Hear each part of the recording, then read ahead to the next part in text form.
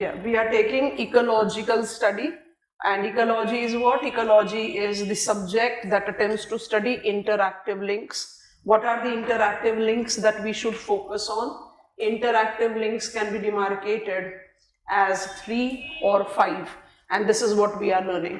When I talk about ecosystem, definition of ecosystem कैसे कैसे derive किया? Ecological system या ecosystem is highest hierarchical biological system पहला. It is thus comprised of other 5 systems: gene, cell, organ, organism and population. तीसरा, ecological system because of biotic community interacting with abiotic components creating the system. So biotic community is comprised of what? Biotic community is comprised of producers and consumers. When I talk about producers, I take them to be chemotrophs and phototrophs. All producers are autotrophs. All producers are self-feeders. However, they don't have mandatory or standard characteristics of feeding heterotroph. है ना? When I can feed heterotroph, then I become primary producer. इसलिए हमने कहा all producers are autotroph, all autotrophs are producers, but all producers are not primary producers. And who are consumers? The heterotrophs. Heterotroph population क्या denote करता है? I do consume food, energy and matter, but I don't produce it. I'm dependent on primary producer for my food, energy and matter requirement. If I directly feed on producer, I'm primary consumer. If I'm passively feeding on primary producer, I'm secondary consumer. Primary consumer को आप herbivores या herbivorous बोलते हैं, secondary consumers को आप carnivores या carnivorous बोलते हैं. And those heterotroph which can be in both the feeding link, we can call them omnivores. Decomposers is also a category of biotic community, ज्यादा इलाबोरेट नहीं किया. And what are the abiotic factor? अब आपने production और productivity study कर लिया the conclusion of the class yesterday, तो उसी पॉइंट पर सोच कर देखो प्रोडक्शन के लिए आपको क्या चाहिए. सो सनलाइट, वाटर, सॉइल, न्यूट्रिएंट. अगर आप फाइटोप्लैंक्टन होंगे तो sunlight, water, dissolved oxygen, water, nutrient. तो एबायोटिक फैक्टर्स में आप उन्हीं फैक्टर्स को लेते हैं, थोड़ा इलैबोरेशन आएगा एज वी प्रोसीड फर्दर. उन फैक्टर्स को लेते हैं जो हैबिटेट डिसाइड करता है, और उन फैक्टर्स को लेते हैं जो रेगुलेट करेगा प्रोडक्शन प्रोसेस को. तो जैसे ही आप biotic community and abiotic factor के कॉन्स्टिट्यूएंट लेते हैं, अपने आप दिमाग में आता है कि what kind of links I need to be aware of. क्योंकि हम कहते हैं फंडामेंटल प्रिंसिपल्स ऑफ इकोलॉजी कभी नहीं बदलेगी. आप कोई भी इकोलॉजिकल सेटअप लोगे, फंडामेंटल प्रिंसिपल्स यही रहेंगे. तो मुझे जितनी ज्यादा क्लैरिटी डेवलप हो जाए फंडामेंटल प्रिंसिपल्स की, उतना ज्यादा इजी हो जाता है to learn ecosystems and biomes in specification. इसी कंटेक्स्ट में जब हम लिंक्स की बात करते हैं तो हम 3 लिंक्स की बात करते हैं. एक है एबायोटिक बायो, एक है बायोटिक बायोटिक, और एक है बायोटिक एबायो. क्योंकि अगर प्लांट सॉइल न्यूट्रिएंट का इस्तेमाल करके food, energy and matter produce कर रही है, तो कुछ समय के बाद तो सॉइल न्यूट्रिएंट एग्जॉस्ट हो जाएगा. उसको कहीं ना कहीं से तो आप रिप्लेनिश कर रहे हो ना. इसलिए प्रोडक्शन को हम कौन सा लिंक बोलते हैं? Abiotic biotic. और डीकंपोजिशन को हम कौन सा लिंक बोलते हैं? Biotic abiotic. So we are done with link number 1. What is that? Adaptation. पूरा नहीं किया है, but a significant elementary part we are done with. Adaptation correlates with Uri and steno organism. Adaptation correlates with homeostasis. Adaptation correlates to the regulators and conformers. सब याद आ रहा है? When I take reference of regulators and conformers, we identify. इसको open कर देते हैं. Regulators and conformers, हम क्या बात करते हैं? Regulators are those specimen which can maintain homeostasis, and conformers are those which fails to. And that is the reason जब भी हम एक जनरल कंपैरिजन लेते हैं तो हम कहते हैं भाई रेगुलेटर्स जो है ना वो यूरी ऑर्गेनिजम्स होंगे, और जो कन्फॉर्मर्स हैं वो स्टेनो ऑर्गेनिजम्स होंगे. पर ये स्टेटमेंट अपने आप में एक एब्सोल्यूट स्टेटमेंट के तौर पर सही नहीं हो सकता, क्योंकि कन्फॉर्मर्स इनकॉर्पोरेट मल्टीपल अदर अडैप्टेशंस. अब ये अडैप्टेशंस की कैटेगरीज को हम ऑर्गेनाइज करेंगे while dealing up with biomes. थोड़ा सा बर्डन डिस्ट्रीब्यूट हो जाता है और कोई रीजन नहीं है. So there are some things which I have kept in reserve. I'll be talking about that at appropriate ends. Adaptation का बहुत important domain है. But when I say I migrate or I suspend, I am basically trying to survive the conditions which are non conducive for me. Migration का मतलब है कि आप भाग गए उस जगह से, उसको एस्केप कर दिया, और अगर आप एस्केप नहीं कर सकते हो, प्लांट्स थोड़ी कहीं जा सकते हैं, तो फिर आप किस पॉइंट पर ले लेते हैं? सस्पेंशन। सस्पेंशन के साथ 3 टर्म्स आते हैं, चेंज किए जा सकते हैं। माने हम कह सकते हैं polar bear during winters goes in dormancy, गलत नहीं होगा। फिशेस गोज इन हाइबरनेशन, गलत नहीं होगा, लेकिन ज्यादा अप्रोप्रिएट क्या है? टेरेस्ट्रियल एनिमल्स के लिए हाइबरनेशन लेते हैं, एस्टिवेशन लेते हैं नेक्टॉन्स के लिए, और डॉर्मेंसी ले लेते हैं प्लांट्स के लिए। प्लांट्स जो कि प्राइमरी प्रोडक्शन में एंगेज ना हो during the extreme condition. So adaptation gives me the terms like eurysten organism, homeostatus, regulators, conformers, etc.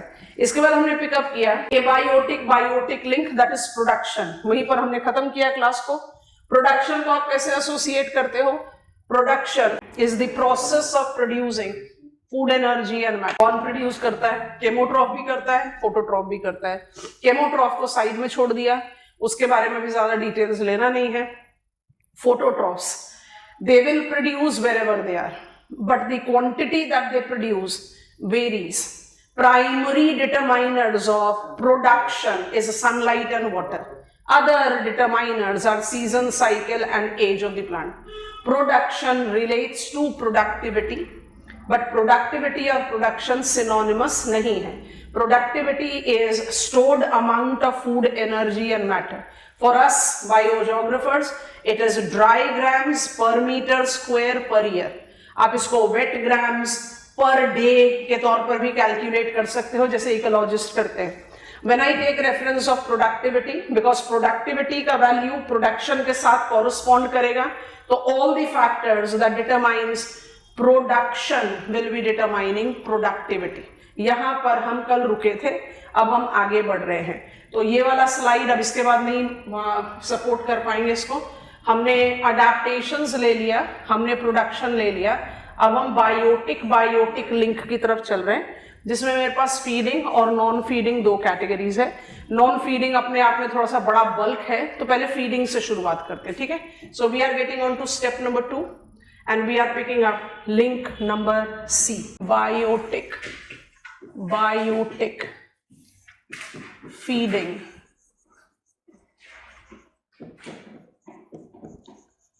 Interactive. जब बायोटिक फीडिंग इंटरैक्टिव लिंक के बारे में बात करते हैं, तो हम बात करते हैं प्रोडक्टिविटी की. अब 2 मिनट के लिए आप लोग सब रुकेंगे, हम टेक्निकल डिमार्केशन थोड़ी देर बाद बताते हैं, बट थोड़ा समझें, टर्म्स को समझें. तो कल की क्लास से हम कैरी फॉरवर्ड कर रहे हैं, हम टर्म पिकअप कर रहे हैं प्रोडक्टिविटी. अब क्या कर रहे हैं? प्रोडक्टिविटी को सब डिवाइड कर रहे हैं. ध्यान से देखते जाएंगे, समझ में आएगा तो उसके बाद कॉपी डाउन करेंगे, फिर हम उसको फॉर्मल फ्रेम में ले लेंगे. This is second link and this is part C.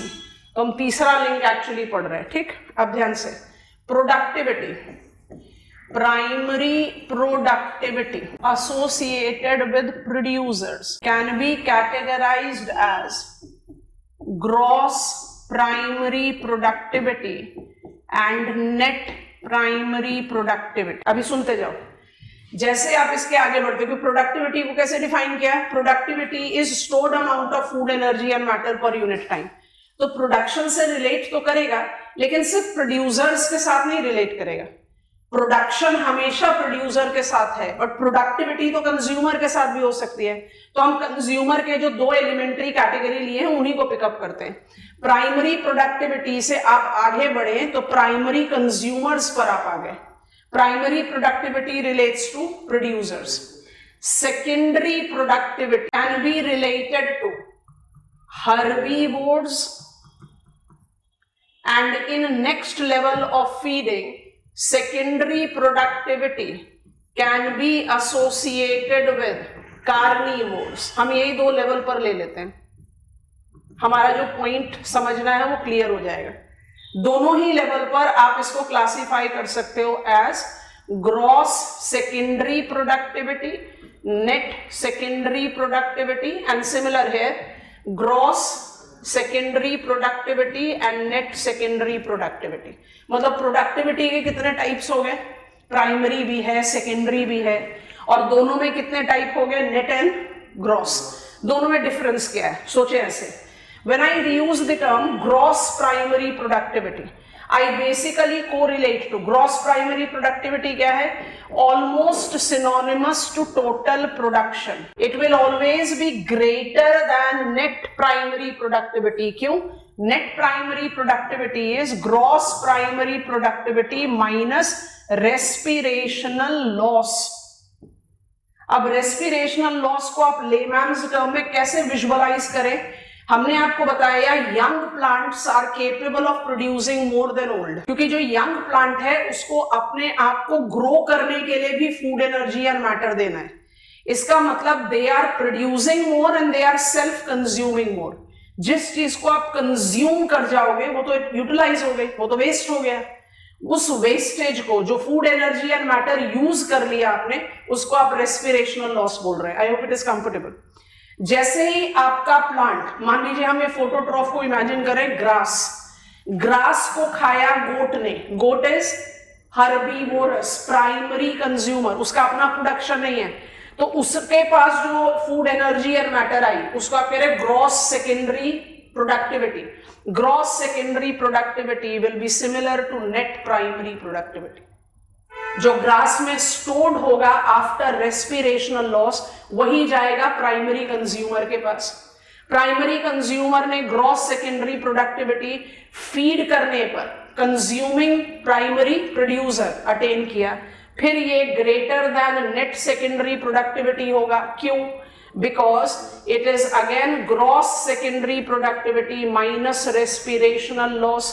आपको समझ में आ रहा है हम क्या कर रहे हैं? अब गोट को लायन ने खा लिया, now goat has utilised some food energy and matter, तो जो गोट के पास नेट सेकेंडरी प्रोडक्टिविटी है वो डेफिनेटली लेस है।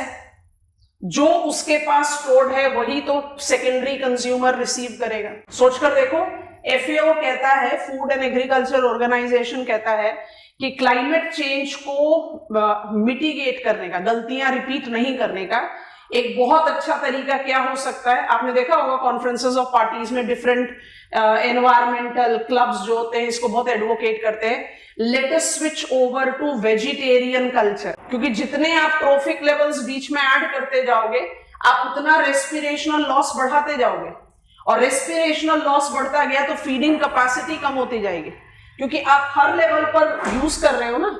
मान लीजिए कि अगर हम नॉन वेजिटेरियन कल्चर को बिलीव करते हैं, हम यहां पर हैं, तो इसका मतलब आपने एक लिंक और डेवलप किया ना। अगर आप डायरेक्टली यहां पर फीड कर रहे होते तो आपके पास ग्रॉस सेकेंडरी प्रोडक्टिविटी हाई रहती। This gross secondary productivity will be less than this gross secondary productivity.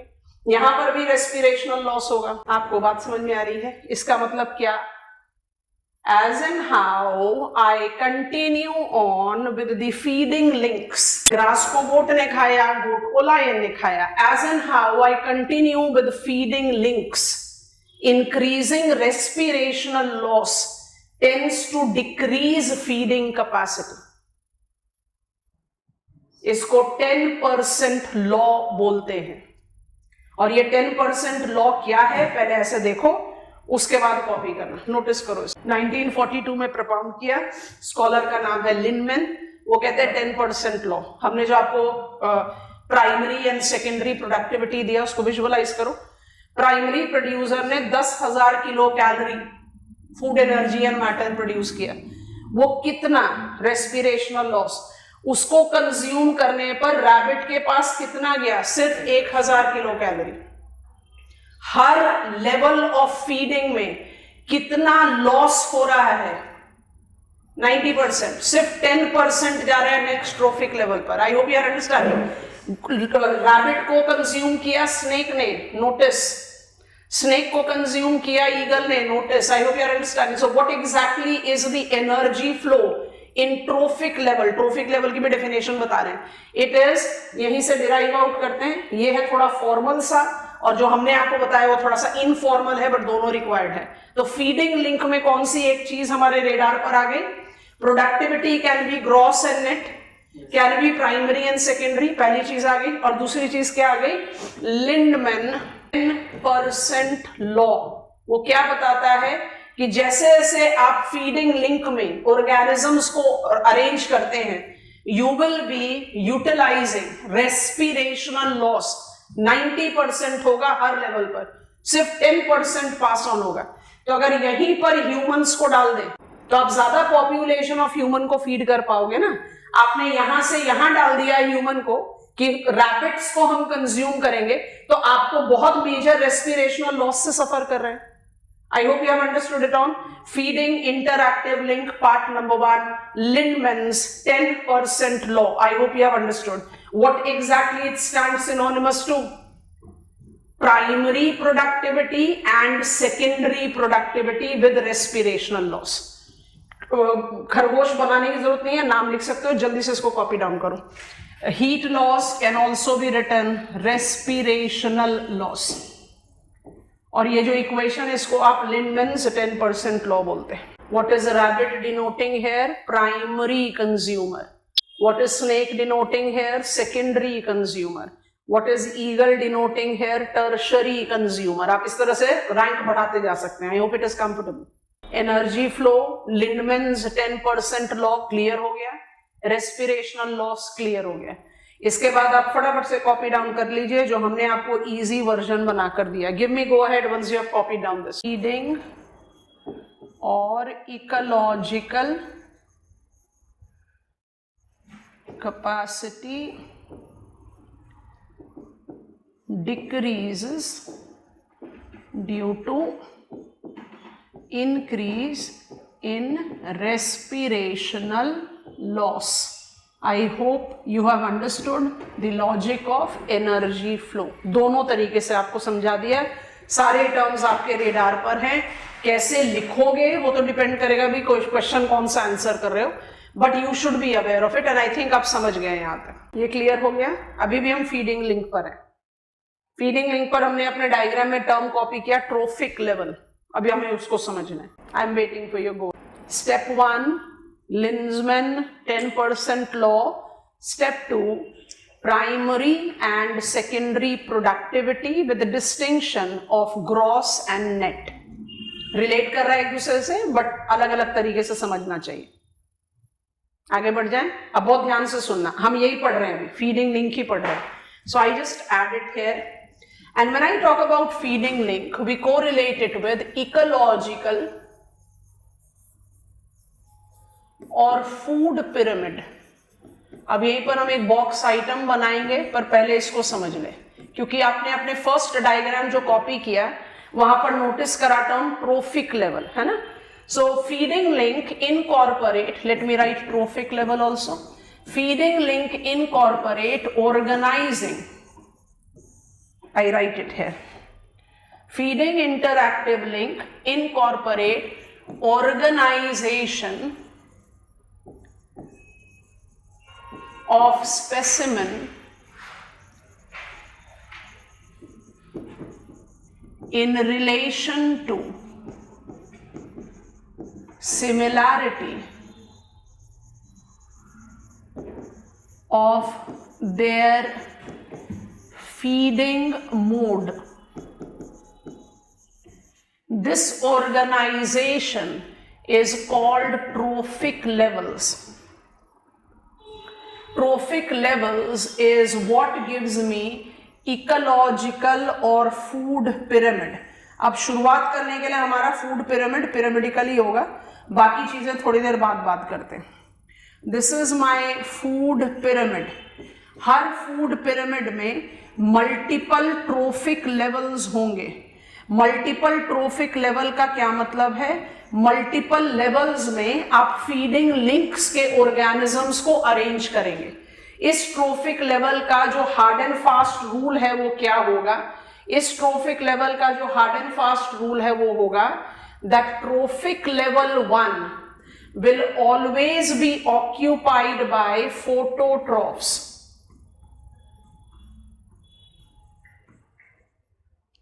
And heterotrophs can occupy more than one trophic level. अब ध्यान से सुने, 2 मिनट के लिए पेन ड्रॉप करें। फोटोट्रॉफ थियोरेटिकली आप कितने ट्रोफिक लेवल बना सकते हो? इनफाइनाइट। प्रैक्टिकली कितने ट्रोफिक लेवल रियलिटी में एग्जिस्ट करते हैं? 4 या 5 से ज्यादा नहीं। तो हम अपने हाइपोथेटिकल फूड पिरामिड में कुछ ट्रोफिक लेवल्स अरेंज कर देते हैं। जैसे ही आप इनके अरेंजमेंट को जस्टिफाई कर लोगे, आपको समझ में आ जाएगा फीडिंग रिलेशन का जो फंडामेंटल्स है। हमने हर ऑर्गेनिज्म को जो एक दूसरे से फीडिंग रिलेशन में लिंक्ड हैं, उनको फीडिंग पोजीशन के हिसाब से ग्रुप कर दिया। इस ग्रुपिंग को आप कहते हो trophic level. Arranging trophic levels I develop ecological या फूड पिरामिड। फूड पिरामिड का rule number 1, trophic level 1 will always be occupied by phototroph. Producer नहीं लिख रहे हैं, प्राइमरी प्रोड्यूसर चाहिए यहां पर। डोंट फॉरगेट फीडिंग लिंक की बात हो रही है। केमोट्रॉफ्स किसी को फीड नहीं करता खुद को फीड करने के अलावा, तो यहां पर केमोट्रॉफ्स नहीं आ सकता, यहां से प्राइमरी प्रोड्यूसर आएगा। So trophic level 1 is always occupied by plant, अभी कोने में लिख देंगे। और जो हेट्रोट्रॉफ्स हैं वो more than 1 trophic level occupy कर सकते हैं। अब इसका मतलब क्या है, जरा ध्यान से देखो। हम कुछ केसेस क्रिएट कर देते हैं, आसानी से समझ में आ जाएगा। मान लीजिए यहां पर हमने लिया प्लांट। अब वो प्लांट आप कुछ भी ले सकते हो, व्हीट ले लो, राइस ले लो, एंड हियर इज ह्यूमन। अब प्लांट और ह्यूमन को कंपेयर करते हुए चलना। नेक्स्ट केस ले लिया प्लांट, फिर केस ले लिया हेन, और फिर केस ले लिया मैन। आपको समझ में आ रहा है? नेक्स्ट केस ले लिया प्लांट, इंसेक्ट्स, हेन। अब हेन को भी आपने डिफरेंट ट्रोफिक लेवल में डाल दिया, मैन। अब फिर से एक और केस ले लेते हैं, क्योंकि हमने 5 ट्रोफिक लेवल बनाए हैं। फिर से ले लो प्लांट, फिर से ले लो इंसेक्ट, अब ले लो यहां पर रैबिट, यहां पर ले लो आप स्नेक, और यहां पर आप ले सकते हैं पिकॉक। हम मैन को लेना चाहते हैं तो स्नेक को हटा देते हैं। आप रैबिट लेकर दो चीजों को चेंज कर दें तो काम बन जाएगा। I take insect, I take up the reference of any no say supportive reference। Insects के साथ आपने हेन को पिकअप करा, हेन के साथ आप पिकअप कर लो, या गोट को पिकअप कर लो, एंड गोट के साथ you pick up man, and lion, you can arrange them. कहना क्या चाह रहे हैं? हर ट्रोफिक लेवल की अरेंजमेंट में मुझे क्या दिखाई दे रहा है? Trophic level 1 will always be occupied by phototrophs, primary producer, and heterotroph can occupy more than 1 trophic level। तो more than 1 trophic level को आप कैसे अरेंज करते हो? I can be primary, I can be secondary, I can be tertiary, I can be quaternary। पहला rule ये हुआ। दूसरा रूल क्या है? Why it is pyramidical? लिनमैन का 10% लॉ अप्लाई करो। ट्रोफिक लेवल 1 पर प्रोडक्शन और रेस्पिरेशन दोनों है। ट्रोफिक लेवल 2 ऑनवर्ड सिर्फ रेस्पिरेशनल लॉस है। हर ट्रोफिक लेवल पर 90% रेस्पिरेशनल लॉस हो रहा है, खाली 10% नेक्स्ट पर जा रहा है। तो आपकी फीडिंग कैपेसिटी तो कम ही होती जाएगी, और अगर फीडिंग कैपेसिटी कम होती गई तो automatically there will be continuous decrease in the population size to maintain it in balance. इसलिए इसको फूड पिरामिड बोलते हैं। ये फूड पिरामिड 10% लॉ के साथ एसोसिएटेड है, इसलिए आप इसको एनर्जी पिरामिड बोल सकते हो। अभी हम आपको लेकर जा रहे हैं विद डिटेल्स ऑफ पिरामिड। अब 2 मिनट के लिए एक चीज सुनना, बड़ा लंबा सा स्टेटमेंट बना रहे, बहुत धीरे धीरे बोल रहे हैं, ध्यान से सुनना। ये इतना हम्बल सा लुकिंग, बहुत एलिमेंट्री फूड पिरामिड कितनी सारी चीजें हमें डिपिक्ट करता है, सोच कर देखते हैं। इसने मुझे फीडिंग लिंक समझा दिया, इसने मुझे लिनमैन का 10% लॉ समझा दिया, इसने मुझे ये समझा दिया कि ट्रोफिक लेवल 1 जो है वो हमेशा प्लांट ऑक्यूपाई करेगा, और हेट्रोट्रॉफ कोई भी एक से ज्यादा ट्रोफिक लेवल अप्लाई कर सकता है depending on the feeding position. That means कि ट्रोफिक लेवल 1 पर सिर्फ प्रोडक्शन है और रेस्पिरेशनल लॉस हर ट्रोफिक लेवल पर है, इसलिए इसका शेप पिरामिडिकल है। अब हम कुछ एक बहुत लेंदी सा चीज ऐड करना चाहते हैं। हमने कहा थियोरेटिकली आप कितने भी ट्रोफिक लेवल बना लो, बट प्रैक्टिकली ट्रोफिक लेवल 4 या 5 से ज्यादा नहीं होते। आप ये 4-5 ट्रोफिक लेवल को कैसे अरेंज करोगे एज ज्योग्राफर, सोचते हैं। स्टेटमेंट गोइंग एवरी स्टेप, सो रिकॉल करेंगे। With increase in sign of latitude, temperature decreases. With increase in sign of latitude, precipitation decreases. With increase in sign of latitude, primary production decreases. With increase in sign of latitude, primary productivity decreases. With increase in sign of latitude, feeding capacity decreases. Thus, with increase in sign of latitude, number of trophic level decreases. Final statement. That is the reason. With increase in sign of latitude, biodiversity decreases. बात समझ में आई कि नहीं? Number of trophic level क्या decide कर रहा है? कितनी बायोटिक कम्युनिटी की डाइवर्सिटी है. आप सोच कर देखो, लद्दाख में पढ़ेंगे Indian biomes. India is low latitudinal country. तो जैसे लद्दाख में पहुंचते हो आप कहते हो Ladakh do not have carnivorous heterotroph. अब घूमते घूमते फेरल डॉग्स वहां पहुंच जाए या स्नो लेपर्ड पहुंच जाए तो कोई मना नहीं कर सकता, but they don't live there. क्यों? क्योंकि लद्दाख पड़ता है ली साइड ऑफ हिमालयास. वहां पर अवेलेबिलिटी ऑफ सनलाइट फेवरेबल नहीं है, फोटोट्रॉफ्स बहुत कम है, प्रोडक्शन कम है, तो फीडिंग कैपेसिटी कम होगी. तो लद्दाख में किस तरह की कम्युनिटी मिलती है मुझे? Grazing community. Yak, gazelle, sheep, goat. समझ में आ रहा है कि नहीं? क्यों नहीं मिल रही कार्निवोरस हेटेरोट्रॉफ? क्यों नहीं मिल रहा मुझे एक एडिशनल सेकेंडरी हेटेरोट्रॉफ? क्योंकि फीडिंग कैपेसिटी कम है. जब फीडिंग कैपेसिटी कम होगी तो ट्रोफिक लेवल कम हो जाएगा. I hope you have understood it down. Please copy it down. Whatsoever is relevant for you to remind. Trophic levels is arrangement or organization of specimen in similar feeding mode. Trophic level को हम associate करते हैं ecological या food pyramid से. Food pyramid हमें 2-3 चीजें एक साथ समझाता है. पहला, trophic level 1 will always be occupied by producer. Consumer can occupy more than one trophic level. दूसरा, with every trophic level Linman's 10% law will be applied, इसलिए ये pyramidal होगा as energy pyramid. Number of trophic level stands synonymous to existing biological diversity. Are we comfortable class? Box item बनाइए, इसके बाद आगे बढ़ेंगे. Begin with box item. हम अभी ecological या food pyramid के बारे में बात कर रहे हैं. Next change on the page. Ecological और फूड पिरामिड बॉक्स आइटम बन गया हमारा. इकोलॉजिकल पिरामिड 1927 में एल्टॉन ने ये टर्म हमें दिया था to denote graphical device. It's a graphical device जो आपने नोटिस कर लिया that it is incorporating triangular domain. I can associate it with arrangement of organisms into different feeding link, है ना. Ecological pyramids के 3 variants हो सकते हैं. ये कौन से variants हैं? Pyramid of number, pyramid of biomass and pyramid of energy. Category बना रहे हैं. Ecological pyramid हो सकता है pyramid of number, pyramid of energy, energy हमने आपको ऑलरेडी पढ़ा दिया है, and pyramid of biomass. Energy pyramid हमेशा अप राइट होता है.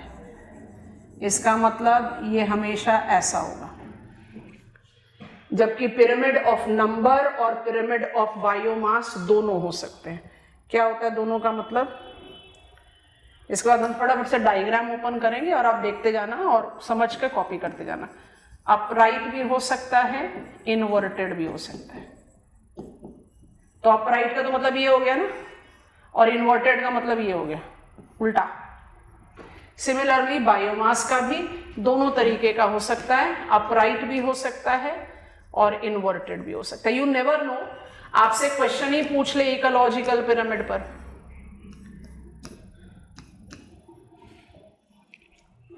सो इकोलॉजिकल पिरामिड, अभी हमने फीडिंग लिंक में एक टर्म पकड़ा इकोलॉजिकल पिरामिड, और हम कहते हैं इकोलॉजिकल पिरामिड जो है वो क्या जस्टिफाई कर रहा है कि 5 से 6 से ज्यादा ट्रोफिक लेवल आप नहीं लोगे, और हर ट्रोफिक लेवल में लिंडमैन का 10% लॉ लग रहा है. तो हमने बाय डिफॉल्ट कौन सा पिरामिड को जस्टिफाई किया? Energy, flow of energy where each trophic level is consuming 90% of produced food energy and matter. तो एनर्जी पिरामिड को तो हमेशा ही अपराइट होना है. ट्रोफिक लेवल 1 पर सबसे ज्यादा पॉपुलेशन रहेगा, उसके बाद वो घटता चला जाएगा. अब आप इसको अपने आप से जज आउट करो और नोटिस करो. हम नंबर से शुरुआत कर रहे हैं, हमने नंबर आपको सबसे पहले दिया है. आप देखेंगे थोड़ा सा फास्ट फॉरवर्ड मोड है, पर मेरे को नहीं लगता कि इसको हमें डिले करना चाहिए. So number pyramid correlates to population. Figure को ध्यान से देखो, उसके बाद कॉपी डाउन कर लो. Pyramid of number population can be upright, जैसे हमने फ्लो चार्ट में बनाया, which can be implied to both aquatic ecosystem as well as terrestrial ecosystem, जिसमें ग्रासेस या फाइटोप्लैंक्टन सबसे ज्यादा नंबर में होंगे. और जैसे जैसे आप ट्रोफिक लेवल बढ़ाते जाओगे, हर्बीवोरस, यहाँ पर इंसेक्ट है, यहाँ पर जूओप्लैंक्टन है,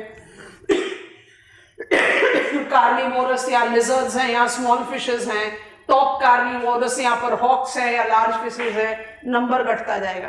तो नंबर पिरामिड इज अपराइट. किसका? एक्वाटिक इकोसिस्टम का भी और टेरेस्ट्रियल इकोसिस्टम का भी. Copy down quickly.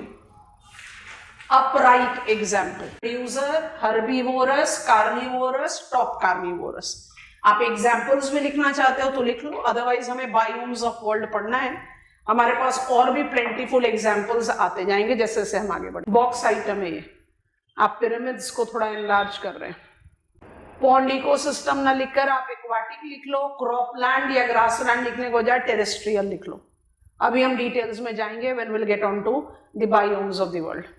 क्या हम आगे बढ़ सकते हैं? पिरामिड ऑफ नंबर, चाहे वो एक्वाटिक इकोसिस्टम में हो चाहे वो टेरेस्ट्रियल इकोसिस्टम में हो, will be upright, but in what condition it will be inverted.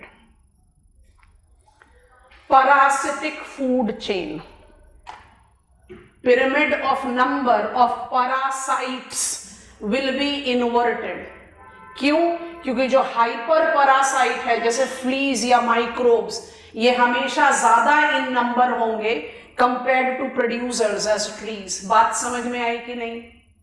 Copy down करें और यहीं पर ही हम बना देते हैं. Parasitic food chain is inverted number, and I am writing it here.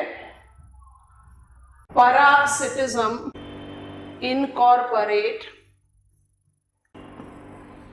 two types of parasites, hemiparasite and holoparasite. Parasitism भी एक तरीके का एक feeding interrelation है. Parasites lives on the body of the host organism. होलो और Hemy, अगर थोड़ी देर के लिए नेम को पिकअप करोगे तो आराम से समझ में आ जाएगा. होलो क्या बता रहा है? I am the parasite which is totally dependent on my host organism. और हेमी partially dependent. अभी 2 मिनट में दोबारा से रेपिटेशन में आएगा, बट क्योंकि फूड चेन की बात कर रहे हैं और नंबर पिरामिड की बात कर रहे हैं, तो पैरासिटिक फूड चेन हमेशा नंबर में इन्वर्टेड होता है. हाइपर पैरासाइट्स एज फ्लीज और microbes will always be largest in number compared to the parasites, herbivorous and producers. I think this is safely done. और पैरासिटिज्म एक टाइप ऑफ फीडिंग लिंक है. अभी थोड़ी देर में दोबारा से इस पर आएंगे. अदरवाइज हमने आपको बता दिया whole. I as parasite is completely tapeworm. जो हमारे body with in our body रहता है वो क्या है? होलो पैरासाइट है ना. अपनी पूरी चीज के लिए वो हमारे बॉडी पर ही तो डिपेंडेंट है. So when I take holo, it is 100% dependent on the host organism. Hemi माने इसका डिपेंडेंसी टोटल नहीं है. Okay, please see your flow chart. We are talking about food pyramid. And when I take a food pyramid, we associate it to be number. नया है हमारे लिए. Upright हो सकता है, इन्वर्टेड हो सकता है. अपराइट कहाँ होता है? टेरेस्ट्रियल और एक्वाटिक में. और इन्वर्टेड कहाँ हो जाता है? पैरासिटिज्म में, पैरासिटिक फूड चेन में. ठीक है. अब हम बात कर रहे हैं फूड पिरामिड ऑफ बायोमास. तो बायोमास का एक डेफिनेशन भी चाहिए होता है. बायोमास को कैसे डिफाइन करते हैं? बायोमास को डिफाइन करते हैं mass of living matter per unit time and area. Weight of living matter per unit time and area. ठीक है. अगर बायोमास पिरामिड देखें तो अपने फ्लो चार्ट को देखो, ये भी अपराइट एंड इन्वर्टेड हो सकता है. तो सोचते हैं अगर पिरामिड्स ऑफ नंबर एक्वाटिक या टेरेस्ट्रियल इकोसिस्टम में हमने नंबर्स की बात करी, ये टेरेस्ट्रियल का एग्जांपल है, थोड़ी देर के लिए देखो फिर कॉपी डाउन कर लेना। टेरेस्ट्रियल इकोसिस्टम में organisms in trophic level, lower trophic level will be larger in number, तो बायोमास ज्यादा होना चाहिए। तो आप जब टेरेस्ट्रियल इकोसिस्टम को नोटिस करते हैं, ये टेरेस्ट्रियल का है, producers will have largest biomass and top carnivorous will have smallest biomass, क्योंकि पॉपुलेशन या जो नंबर है वो बहुत हाई है, लार्ज है। तो अपराइट नंबर पिरामिड और अपराइट बायोमास पिरामिड दोनों किसके साथ चला गया? टेरेस्ट्रियल के साथ। पर क्या एक्वाटिक के साथ जाएगा? 2 मिनट के बाद देखते हैं, फटाफट पहले इसको कॉपी डाउन कर लो। Biomass pyramid is upright, and what is definition of biomass in terrestrial ecosystem? How do I define biomass? I define biomass as weight of living matter per unit time and area. It is always upright pyramid for terrestrial ecosystem, जो आपके सामने है। और जो अब आपके सामने आएगा नेक्स्ट कैटेगरीज को आप आराम से बना सकते हो, ग्रासेस, इंसेक्ट्स, लिजर्ड्स, हॉक। आप या इन से यू कैन क्रिएट आउट फोटोट्रॉफ हमेशा ट्रोफिक लेवल 1 पर रहे और हेट्रोट्रॉफ को आप मल्टीपल ट्रोफिक लेवल में डिवाइड कर दो, बट बायोमास अपराइट रहेगा। कहाँ का? टेरेस्ट्रियल का। अच्छा याद कराओ, नंबर पिरामिड कैसा था? टेरेस्ट्रियल का अपराइट था। एक्वाटिक का कैसा था? अपराइट था। पर एक्वाटिक का बायोमास पिरामिड अपराइट नहीं होता। खुद से देख लो, बिल्कुल क्लैरिटी से समझ में आता है। टेरेस्ट्रियल का बायोमास अपराइट है, एक्वाटिक का बायोमास इन्वर्टेड है, क्योंकि जो आपके प्रोड्यूसर्स हैं फाइटोप्लैंक्टन्स, वो सबसे छोटे ऑर्गेनिज्म हैं, उनका मास जो है वो बहुत कम होता है कंपेयर टू टॉप कार्निवोर्स जो लार्ज फिशेस हैं। क्लियर लिखा हुआ है। In aquatic ecosystem producers are small organism, so their biomass is less. हो गया inverted? Copy down. Biomass pyramid for aquatic ecosystem is inverted. I am done with ecological pyramids. अब हम फटाफट से रेपिटेशन मोड पर आ रहे हैं। एक डीप ब्रेथ लेकर रिलैक्स करके रिमाइंड करो, फिर आगे बढ़ेंगे। बॉक्स को क्लोज कर देना। एनर्जी पिरामिड हमेशा अपराइट होता है। आपको लिंडमैन का 10%। Okay, name of the scholar is Charles Elton. Year is 1927। He gave us the term ecological pyramids. Ecological pyramids have been defined to be the graphical device that tends to organize the positions of organisms in feeding relation to each other. There are 3 distinctive types of ecological pyramids identified. One is a number pyramid, one is biomass pyramid, and finally is energy pyramid. When I take reference of number pyramid, it denotes the population of organisms in different trophic level. It can be both upright and inverted. Number pyramid will be upright both for terrestrial and aquatic ecosystem, but becomes inverted for parasitic food chain, where hyperparasites are definitely largest in number compared to the producers. When I talk about biomass pyramid, it is identified to be the weight of living matter per unit time and area. It again denotes both the types, upright and inverted. Terrestrial biomass pyramid will always be upright, क्योंकि plants का biomass top carnivorous की जगह पर ज्यादा होगा। But in aquatic, producers as phytoplanktons are small compared to top carnivorous that are denoting fishes, big fishes. That is the reason biomass aquatic pyramid is always inverted. And finally, जो हमने food pyramid को लेकर feeding link समझा, वो है energy pyramid. Energy pyramid क्या कर रहा है? एनर्जी पिरामिड अप्लाई कर रहा है लिंडमैन का 10% लॉ। तो एनर्जी पिरामिड हमेशा अपराइट रहेगा, because with every trophic level 90% of energy, food energy matter consume होगा, सिर्फ 10% ट्रांसफर होगा। तो वो हमेशा अपराइट रहेगा, वो इन्वर्टेड नहीं हो सकता। I think this is comfortable. Box को क्लोज कीजिए। We are learning feeding interactive link. Back page पर जाते हैं। Feeding interactive link, trophic level, pyramids. Trophic level का नंबर समझा दिया, biodiversity decreasing with increase in sign of latitude समझा दिया। पर क्या बायोटिक लिंक सिर्फ फीडिंग लिंक होता है? नहीं, फीडिंग लिंक के अलावा biotic link can be in much more elaborate categories. अब वो क्या है? हम स्टिल नंबर 2 पर हैं, इसको हम कह रहे हैं बायोटिक लिंक। पर अब हम चले गए नंबर डी पर। It is non feeding. Organisms can be linked up with each other in non feeding interactive relation also, which can be intra-specific.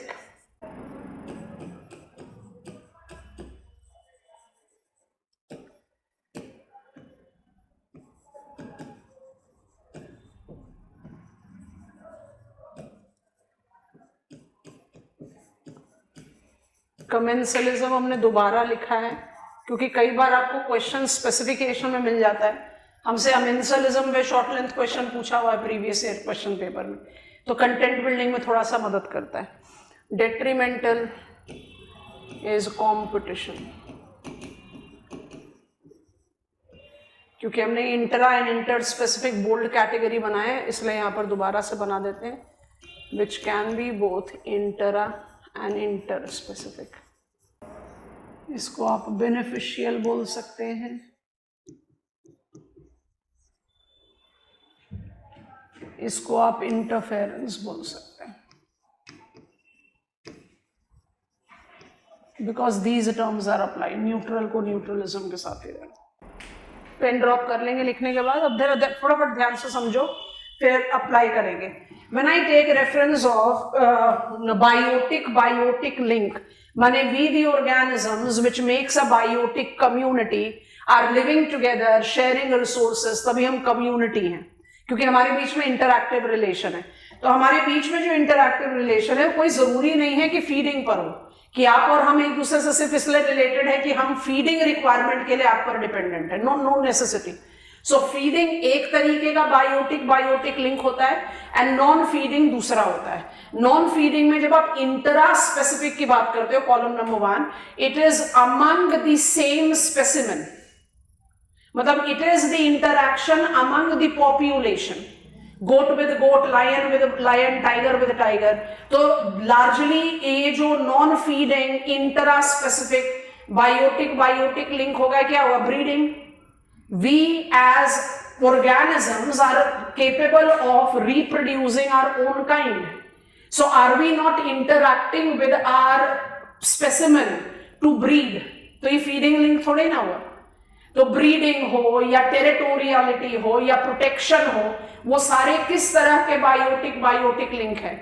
That I as an elephant group, herd of elephant, tend to demarcate my territory. I tend to protect the young ones. ये जो एक interactive link है, ये organisms के intra specific domain में है। I hope you have understood. And it is non feeding. तो intra specific हो गया विद इन द पॉपुलेशन। इसमें आप टेरिटोरियलिटी लीजिए, प्रोटेक्शन लीजिए, ब्रीडिंग लीजिए, बहुत सेल्फ एक्सप्लेनिंग है, फ्लो चार्ट में आ गया। Then comes inter specific. Inter specific का क्या मतलब हो गया? इंटर स्पेसिफिक मतलब बिटवीन टू डिफरेंट स्पेसिमेन। जब inter specific between two specimen कहते हैं तो नॉन फीडिंग बायोटिक लिंक के बड़े सारे डायमेंशन हो जाते हैं। एक को कहा जाता है फैसिलिटेटिव या बेनिफिशियल। जैसे ही आप सिम्बायोसिस टर्म पिकअप करते हो, ये रहा अम्ब्रेला टर्म, सिम्बायोसिस को एसोसिएट किया जाता है कुछ डिफाइंड एडजेक्टिव्स के साथ। Number 1, we live together. जैसे हम बोलते हैं वी लिव टुगेदर, तो मेरे दिमाग में आता है पैरासाइट। पैरासाइट्स क्या हैं? Parasites excellent example of living together है। पैरासाइट्स लिव ऑन और inside the body of host organism. इससे बेटर लिविंग टुगेदर का क्या एग्जांपल होगा? तो क्या पैरासिटिज्म को हम सिम्बायोटिक रिलेशन बोल सकते हैं? 2 रीजन से नहीं बोल सकते।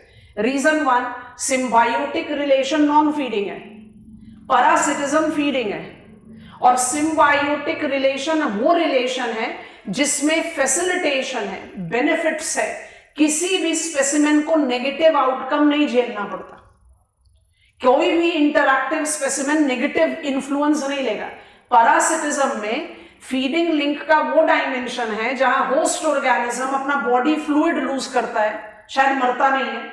अगर गोट को लायन ने खा लिया फीडिंग लिंक में तो गोट का लाइफ गया, बट जब parasite feeds on host organism possibly die out नहीं होगा, लेकिन it will lose out something of its body, so there is a detrimental effect on one.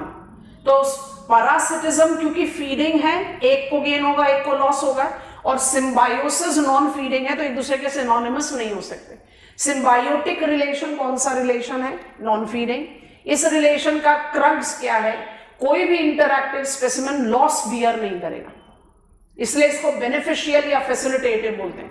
अगर दोनों को बेनिफिट हो रहा है तो म्यूचुअलिज्म हो गया, अगर एक को बेनिफिट हो रहा है और एक न्यूट्रल है तो उसको कमेंसलिज्म बोलते हैं। अब थोड़ा सा सोचो, कल की क्लास में हमने आपको बताया शेड लविंग प्लांट्स को बोलते हैं डैश। टेम्परेट हार्डवुड डेसिडुअस में एक ट्री है, उसका नाम है ओक। ओक बड़ा टिपिकल हार्डवुड ट्री है, नैरो टॉल ट्रंक है, टॉप पे क्राउन है। ओक जो है जब वो ग्रो करता है तो ऐसा कंडीशन, ऐसा शेडी एनवायरनमेंट डेवलप करता है जिसके सपोर्ट में, उसके फुट पर, उसके ब्रांच के सपोर्ट में typical variety of bushes generate होते हैं। अब आप इस बुश और इस ओक के रिलेशन को जज करो। ओक को कोई फर्क नहीं पड़ता कि वो बुश है कि नहीं है, बट वो बुश स्कियोफाइट होने की वजह से तब तक नहीं सरवाइव करेगा जब तक ओक उसे शेड नहीं दे रहा। कौन सा relation? It is commensalism, symbiotic, beneficial और फैसिलिटेटिव।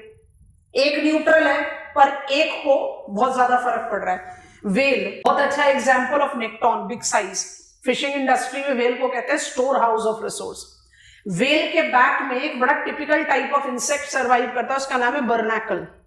वेल का बहुत टिपिकल टेंडेंसी होता है, रहता तो पानी के अंदर है लेकिन फ्रीक्वेंटली बाहर आता है ब्रीदिंग रीजंस के लिए, तो पानी के बाहर आके जंप करके वापस अंदर जाता है। Because well has got that typical tendency of coming out then getting in, वो एक हैबिटेट प्रोवाइड कर रहा है, उसका जो बैक है वो हैबिटेट प्रोवाइड कर रहा है इस इंसेक्ट को, क्योंकि इसको रेगुलर सक्सेशन में ऑक्सीजन मिल जाता है। बर्नैकल सरवाइव नहीं करेगा अगर वेल नहीं है। वेल को कोई फर्क नहीं पड़ता बर्नैकल है कि नहीं है। कौन सा एग्जाम्पल हो गया? कमेंसलिज्म। अब डेजर्ट में जब आप बात करते हो, desert incorporate very typical variety of tree. Desert में नॉर्मली ज़ेरोफाइट्स होते हैं, पर जो ज़ेरोफिटिक ट्री है, बुशेस हैं, ज्यादातर दिमाग में क्या लाते हैं? डेजर्ट वेजिटेशन माने थॉर्नी बुशेस, कैक्टस, ट्रीज भी होते हैं। एक बड़ा टिपिकल वैरायटी ऑफ ट्री है, उसका नाम है एकासिया। ये बड़े अच्छे एग्जाम्पल्स हैं। हम नॉर्मली उन्हीं एग्जाम्पल्स की बात करते हैं क्लास में, अभी भी बात कर रहे हैं, और जब बायोम स्पेसिफिक करेंगे तब भी बात करेंगे। उन एग्जाम्पल्स की बात करते हैं जो कहीं ना कहीं लाइमलाइट में है इस समय। या तो हमने उनको कंजर्वेशन में ज्यादा ध्यान दे रखा है, या there is more commercial utilization related to it. तो एग्जाम्पल्स तो बहुत सारे, मतलब लिमिटलेस एग्जाम्पल है। आप एग्जाम्पल्स को स्पेसिफाई कर सकते हो डिपेंडिंग ऑन द कंडीशन। तो मेरा एग्जाम्पल है एकासिया। एकासिया इज अ ज़ेरोफिटिक ट्री। ये टिपिकल प्लांट है डेजर्ट का। एकासिया इज ससेप्टेबल टू स्ट्रैंगलर्स। अब स्ट्रैंगलर्स कौन होते हैं? एपीफाइट्स होते हैं। एपीफाइट्स कौन से प्लांट होते हैं? एपीफाइट वो प्लांट होते हैं जिनको अपने ग्रोथ के लिए फिजिकल सपोर्ट की जरूरत होती है। हमारे घर में लगे हुए मनी प्लांट बहुत अच्छे एग्जाम्पल हैं, बट सारे एपीफाइट स्ट्रैंगलर्स नहीं होते। स्ट्रैंगलर्स कौन से प्लांट होते हैं? अपॉर्चुनिस्ट, हमारे पॉलिटिकल लीडर्स, जहां अपॉर्चुनिटी मिला दल बदल लिया।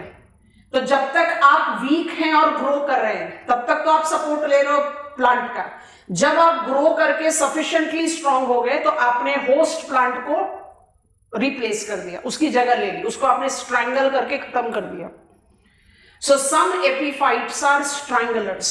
अब एकासिया जो है it is very prone to growth of such stranglers, माने एकासिया को अपने आप को हमेशा प्रोटेक्ट करना पड़ता है from the growth of these stranglers. Point 1। Point 2, deserts are the habitat of insects and reptiles. वहां पर ना बड़ी टिपिकल टाइप ऑफ एंट्स माने वो हाउस होल्ड एंट्स नहीं, थोड़े बड़े साइज के एंट्स एक बहुत typical category of insect represent करते हैं। अब ये एंट्स अगर डेजर्ट फ्लोर पर रहे तो उनका सर्वाइवल बड़ा चैलेंजिंग होता है, क्योंकि स्नेक्स रेप्टाइल्स बहुत होते हैं। तो एंट्स को चाहिए है कि थोड़ा एलिवेटेड हैबिटेट में रहे, तो ants tends to take branches of acacia as their habitat.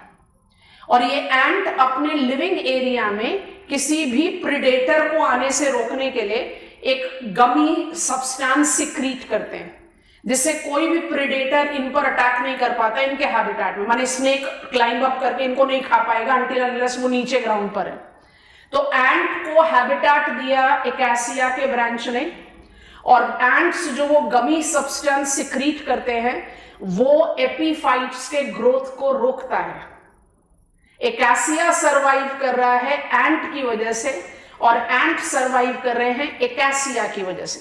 दोनों के बीच में कोई फीडिंग लिंक नहीं है, बट दोनों के बीच में लिंक है। कौन सा लिंक हुआ? Mutualism. I hope you are understanding.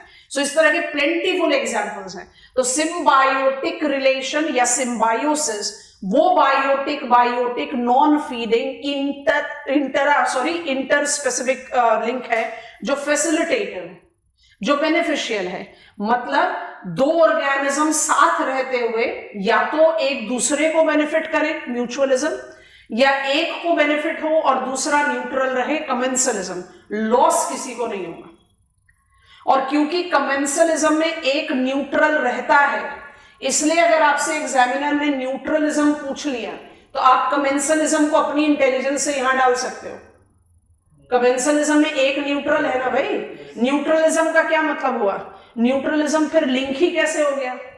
आप हो कि नहीं मुझे फर्क नहीं पड़ता, मैं हूं कि नहीं आपको फर्क नहीं पड़ता, तो हमें एक दूसरे का फर्क ही नहीं पड़ता, तो हम रिलेट कैसे हैं एक दूसरे से?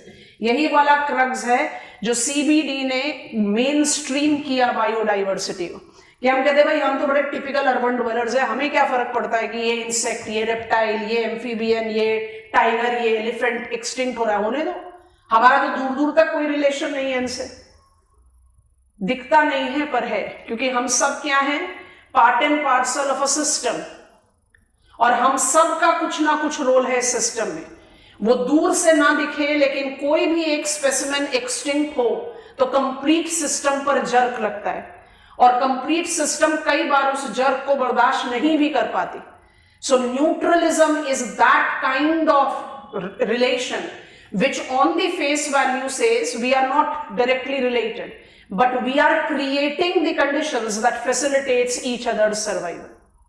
न्यूट्रलिज्म का एक डायमेंशन, हम दोनों एक दूसरे के एग्जिस्टेंस के लिए न्यूट्रल है, फर्क नहीं पड़ता। एक डायमेंशन, हम न्यूट्रल हैं पर आपको बेनिफिट हो रहा है, कमेंसलिज्म। और एक डायमेंशन अमेंसलिज्म, एक न्यूट्रल है और दूसरे को नुकसान हो रहा है। तो अमेंसलिज्म इज दैट टाइप जिसको आप सिम्बायोटिक में नहीं ले जा सकते, क्योंकि अमेंसलिज्म में क्या हो गया? एक तो न्यूट्रल है बट दूसरा जो है वो डेट्रीमेंटल आउटकम कर रहा है। I hope you are understanding. जब हम कहते हैं ना, ये क्वेश्चन पूछा हुआ है एग्जामिनेशन में, in the weed control practices हम क्या कहते हैं? In weed control practices we take up the natural domain, जहां पर एक प्लांट दूसरे प्लांट का या एक एनिमल दूसरे एनिमल के ग्रोथ मोमेंटम को रिस्ट्रिक्ट करे या बढ़ाए। तो हम उस डायमेंशन को या उस अप्रोच को अप्लाई करते हैं वीड या पेस्ट कंट्रोल के लिए। जब एक्सेसिव केमिकल डोमेन पे आप उसको अप्लाई करते हैं तो आप कहीं ना कहीं नेगेटिव एनवायरनमेंट क्रिएट कर देते हैं फॉर द प्लांट और एनिमल जिसको आप सपोर्ट करना चाह रहे हैं। वो किस तरह का एग्जाम्पल हो जाएगा? अमेंसलिज्म। अमेंसलिज्म हमेशा एक को न्यूट्रल लगता है बट दूसरे को उसमें नेगेटिव होगा। कंपटीशन के बारे में हम अभी बात नहीं कर रहे, ये थोड़ा सा इलैबोरेट है। कंपटीशन में दोबारा से इंटर और इंटरा स्पेसिफिक लिख दिया, मतलब इस कॉलम को और इस कॉलम को दोनों को अप्लाई कर दिया। कंपटीशन को डेट्रीमेंटल क्यों बोलते हैं? कंपटीशन को इंटरफेरेंस क्यों बोलते हैं? क्योंकि आप कॉम्पीट तभी करोगे जब आपकी रिक्वायरमेंट सेम है। आप सब जॉब सीकर्स हैं, आप सब एक दूसरे के कॉम्पिटिटर्स हैं, पर अपना कंपैरिजन लो। आपका कंपटीशन किसके साथ ज्यादा है? उन स्टूडेंट्स के साथ जो एसएससी एग्जामिनेशन की तैयारी कर रहे हैं, या उन स्टूडेंट्स के साथ जो यूपीएससी एग्जामिनेशन की तैयारी कर, आपका ज्यादा जो स्ट्रॉन्ग कंपटीशन है वो यूपीएससी एग्जामिनेशन में अपीयर होने वाले कैंडिडेट से है। सो कॉम्पिटिटिव रिलेशन जो है जब इंट्रा स्पेसिफिक होता है तो ज्यादा स्ट्रॉन्ग होता है, इंटर स्पेसिफिक कंपैरेटिवली वीक होता है। Goat competing with goat will be stronger than goat competing with a zebra। जब आपका habitat requirement बिल्कुल सेम होगा तब आपका कंपटीशन ज्यादा स्ट्रांग होगा। I think you are understanding it. इसलिए कॉम्पिटिटिव रिलेशन, उसको डेट्रीमेंटल क्यों बोलते हैं? डेट्रीमेंटल इसलिए बोलते हैं कि जब भी दो स्पेसिमेन कॉम्पीट करते हैं तो दोनों को कहीं ना कहीं लॉस बियर करना पड़ता है, और इसी को Gauss's principle of competitive exclusion बोलते हैं। उसको भी हमने रिजर्व में रखा है। आपको जो हमने समझाया आप जरा इस टेबल पे ध्यान से देखो और इसको कॉपी डाउन करो, फिर हम कंपटीशन के बारे में। इसमें किसको छोड़ सकते हैं, क्योंकि हम इस टेबल को बना रहे हैं एज नॉन फीडिंग, तो नॉन फीडिंग बनाएंगे तो किसको छोड़ देंगे? इसको छोड़ दो। समझ में आ गया? अब खुद से देखो, न्यूट्रलिज्म, हम दोनों न्यूट्रल हैं। अमेंसलिज्म, एक न्यूट्रल है दूसरे पर नेगेटिव इफेक्ट है। कमेंसलिज्म, एक गेन कर रहा है दूसरा न्यूट्रल है। कंपटीशन, दोनों पर नेगेटिव। म्यूचुअलिज्म, दोनों गेन कर रहे हैं। आई थिंक यू हैव अंडरस्टूड। इससे ज्यादा आसान तरीके से समझाया नहीं जा सकता। एग्जाम्पल्स बहुत सारे आएंगे, फटाफट से कॉपी डाउन करके गो अहेड। प्रिडेशन और पैरासिटिज्म मत लिखना, क्योंकि हम इस टेबल को बना रहे हैं नॉन फीडिंग लिंक के साथ। Non feeding interactive relation can be facilitative और beneficial. It is called symbiosis, as is associated with mutualism and commensalism. It can be neutral, as is identified with neutralism and amensalism. If there is a choice given, I can add commensalism into it as well. It also correlates to detrimental or interference that denotes competition. Competition is negative influence on both the interactive specimen. यहाँ से हमारा study आगे बढ़ेगा, इसलिए competition को हमने अभी छोड़ रखा है, बताया नहीं आपको डिटेल्स। हम maximum of fundamentals of ecology यहीं कवर करते हुए चल रहे हैं, कुछ पर्पसफुली छोड़ते हुए चल रहे हैं, क्योंकि जिस लेवल पर हम आपको उसको समझाएंगे वहां बहुत आसानी से समझ में आएगा। अभी थोड़ा सा कंफ्यूजन क्रिएट होगा, तो इसलिए अभी हम उसको जानबूझकर छोड़ रहे हैं, कुछ चीजों को मिनिमल। बाकी मैक्सिमम फंडामेंटल प्रिंसिपल्स हम यहाँ कवर कर रहे हैं। आई होप इट इज डन। चलिए, कंपटीशन के साथ हमें स्टडी ऑफ इकोलॉजिकल निच लेना पड़ता है। हम इकोलॉजिकल निच के बारे में अभी बात नहीं करेंगे, जब हम डेजर्ट बायोम इंट्रोड्यूस करेंगे तब हम इकोलॉजिकल निच बताएंगे। वो कंपटीशन की स्टडी को कंप्लीट करेगा। तो मतलब कुछ चीजें हैं, जैसे हमने अडैप्टेशन में आपको Allen Bergmann and Nilsen rule नहीं बताया। वो क्यों नहीं बताया? जैसे ही टुंड्रा हैबिटेट में ले जाएंगे वो बड़े आराम से समझ में आ जाएगा। So that gives us clarity, और कुछ नहीं। हमारा थोड़ा सा बर्डन ईज होता है और कुछ पॉइंट नहीं है उसमें। तो पढ़ेंगे तो सभी चीज को, बट कहीं ऑर्गेनाइजेशन जिसमें हमें समझने में आसानी हो। अब हम कंपटीशन के बारे में बात कर रहे हैं, हमने आपको समझा दिया। यहाँ पर बस 2 चीजें ऐड करेंगे फॉर द टाइम बीइंग, और इसको बाद में निच के साथ और इलैबोरेट कर देंगे। तो आप अपने जो आपने टेबल कॉपी किया उसके बाद जस्ट ऐड ऑन करो।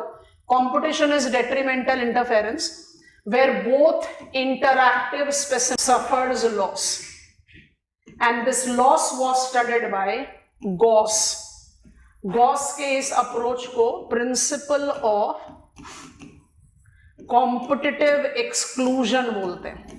प्रिंसिपल ऑफ कॉम्पिटिटिव एक्सक्लूजन क्या बोलता है? प्रिंसिपल ऑफ कॉम्पिटिटिव एक्सक्लूजन बोलता है कि intra specific competition is much stronger than inter specific. और ऐसा क्यों होता है? क्योंकि हैबिटेट रिक्वायरमेंट बिल्कुल सेम है। Have you understood?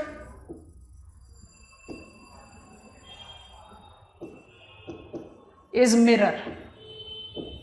और जो इंटर स्पेसिफिक है ये वीकर है, लेकिन इसमें हमेशा याद रखना कि इंटर स्पेसिफिक हमेशा इंटराट्रोफिक लेवल होगा।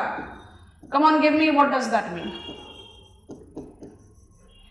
इंटर स्पेसिफिक कॉम्पिटिटिव रिलेशन हमेशा इंटराट्रोफिक होगा। क्या कहना चाह रहे हैं, क्या कहना चाह रहे हैं? अरे भाई, लायन और गोट थोड़े ही कंपटीशन में होते हैं एक दूसरे के। कंपटीशन किसके बीच में होगा? आप और मैं थोड़ी कॉम्पिटिटर हैं एक दूसरे के लिए। हम रिटायरमेंट की एज में पहुंचने वाले हैं तो हम आपसे थोड़ी कॉम्पीट करेंगे, आप हमसे थोड़ी कॉम्पीट करोगे। कंपटीशन किसके बीच में? I will be competing with my colleagues, my peer group, आप कंपीट करोगे अपने से। तो कंपटीशन हमेशा इंटराट्रोफिक लेवल होता है। हर्बीवोर के साथ करेगा, कार्निवोर के साथ करेगा, प्रोड्यूसर के साथ करेगा। समझ में आ रहा है कि नहीं? और अगर स्पेसिमेन सेम है, सोचो हम जिराफ हैं, हम यहां पर फीड कर रहे हैं टॉल ग्रास पे, आप जीब्रा हो, आप शॉर्ट ग्रासेस पर फीड कर रहे हो, and third one is wild buffalo, वो मैटिंग ग्रास पर फीड कर रहा है। हमें क्यों एक दूसरे से कॉम्पीट करना है? हम तीनों को अलग अलग हैबिटेट मिला हुआ है। हम कंपीट कब करेंगे? जब मुझे यहां वाली ग्रास नहीं मिलेगी, इट हैज डाइड आउट, तब हम जीब्रा के साथ कॉम्पीट करना शुरू करेंगे। But then also I compete with zebra, I not compete with lion and cheetah. So competition of giraffe with giraffe will be very strong, and competition of giraffe with zebra and wild buffalo will be weak, but there will be no competition between a herbivorous and a carnivorous.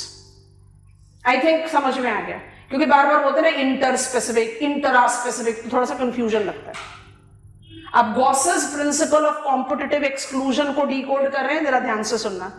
Originally क्या कहा, इसलिए हमने आपको बताया कि हम इसका एक पार्ट अभी रिजर्व में रख रहे हैं, हम बाद में इसके बारे में बात करेंगे। अभी थोड़ा सा बल्कि हो जाएगा, इवेंचुअली आसानी से समझोगे। ओरिजिनल जो कॉम्पिटिटिव एक्सक्लूजन की थ्योरी थी गॉस की, वो हमें क्या बताती है? वो कहती है कि जब भी कॉम्पिटिशन होगा, competitive exclusion, so principle of competitive exclusion ने ओरिजिनली हमें क्या बताया? ओरिजिनली ये कहते हैं कि जो वीक स्पेसिमेन होगा, जैसे ही कंपटीशन शुरू होगा, जो वीक स्पेसिमेन है वो डाई आउट हो जाएगा या माइग्रेट आउट हो जाएगा, या तो उस जगह को छोड़ देगा या वो मर जाएगा। ओरिजिनल थियरी ये कहता है। तो अगर हम ओरिजिनल थियरी को अप्लाई करें तो क्या मतलब है?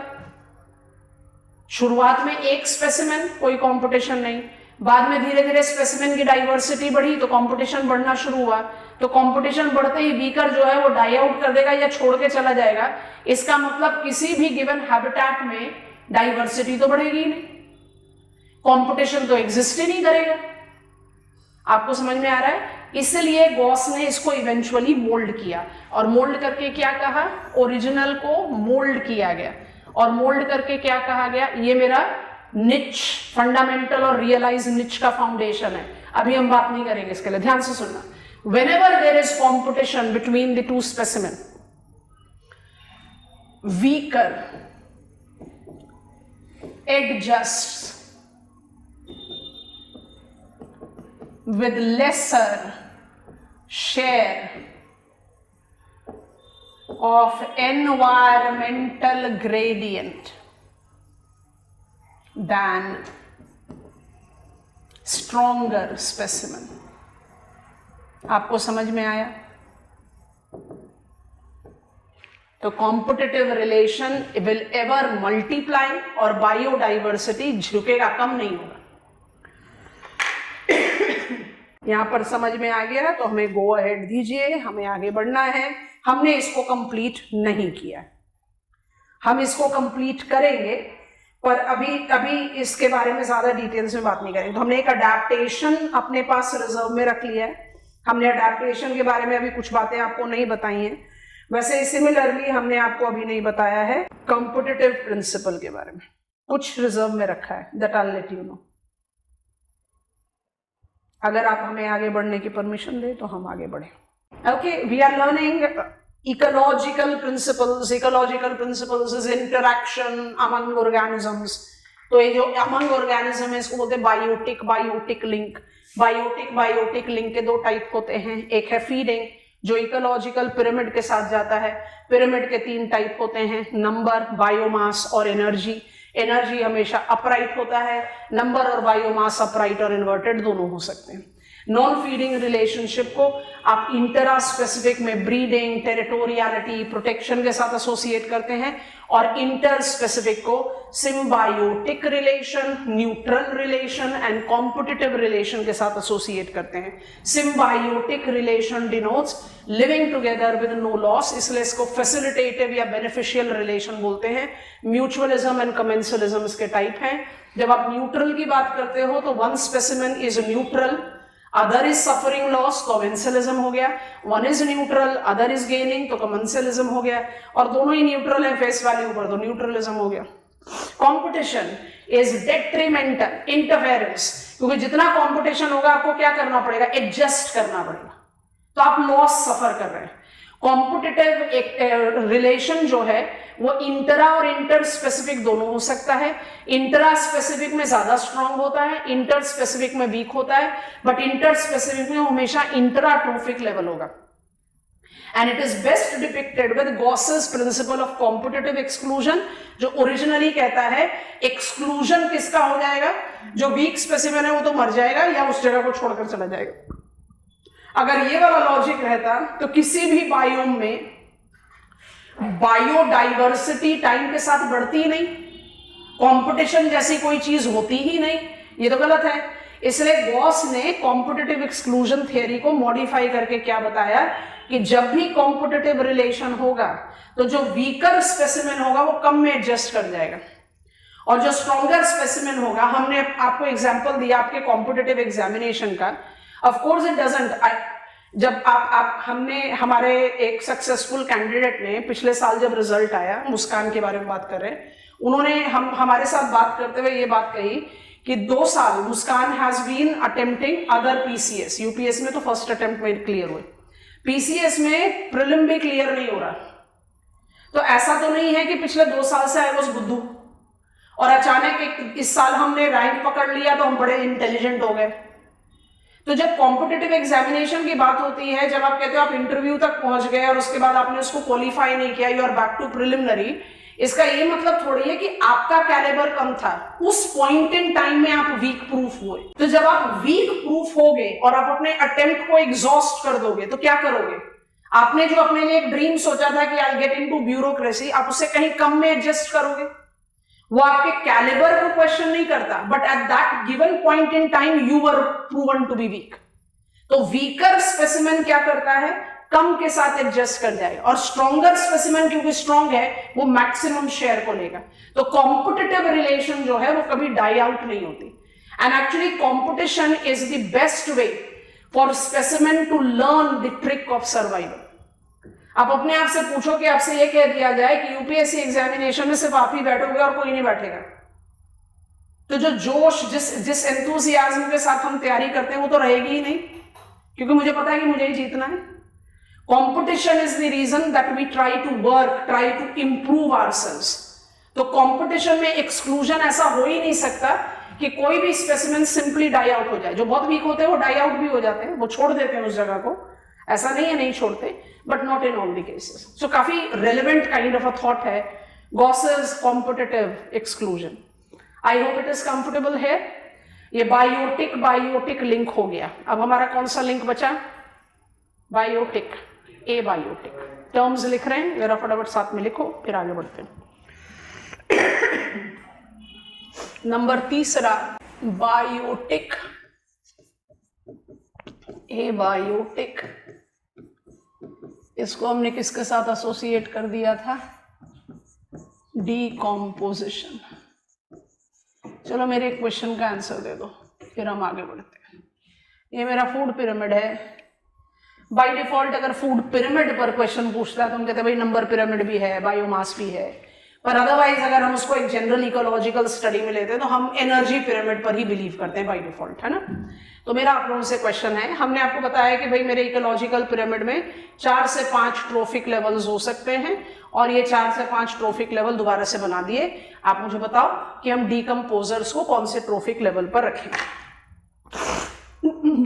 ऐसे बच्चे हैं कि मतलब 1 मिनट फंसाओ और फंस कर बैठ जाते हैं। गुस्सा इतना आता है ना आप लोगों को जिसकी कोई हद नहीं है। जल्दी बताओ डिकम्पोजर्स को कहाँ रखा जाए, कोई स्पेसिफिक नहीं आएगा, मतलब क्या 1 2 3 4 5 किसी में भी डाल दें, नहीं, तो कहाँ डालें, किस ट्रोफिक लेवल पर डालें, किसी में भी नहीं डालेंगे, क्योंकि ट्रोफिक लेवल कौन सा लिंक है, बायोटिक बायोटिक। डिकम्पोजिशन कौन सा लिंक है, बायोटिक एबायोटिक। फीडिंग लिंक में थोड़े ही ना है, फीडिंग लिंक में नहीं है। देखो, सन एनर्जी को इस्तेमाल करके, ये मेरा एक्वाटिक फूड पिरामिड है, सन एनर्जी को इस्तेमाल करके और न्यूट्रिएंट, वाटर न्यूट्रिएंट को इस्तेमाल करके प्राइमरी प्रोड्यूसर फाइटोप्लैंक्टन्स ने food energy and matter create किया। उसके बाद चला फीडिंग इंटरएक्टिव लिंक।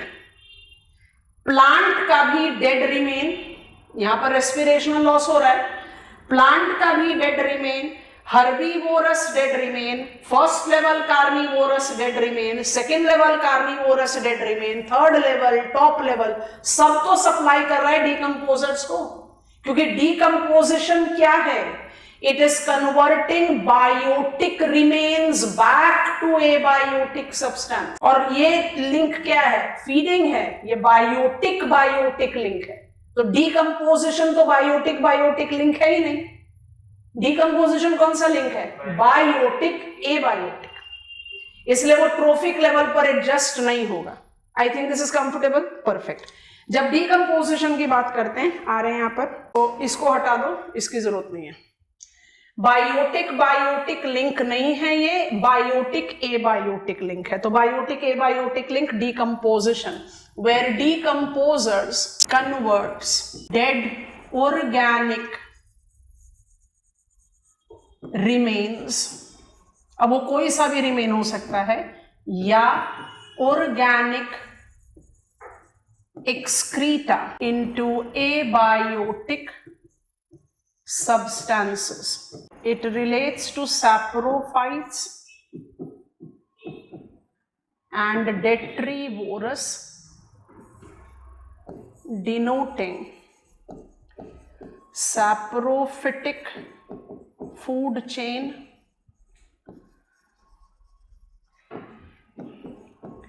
या detritus food chain।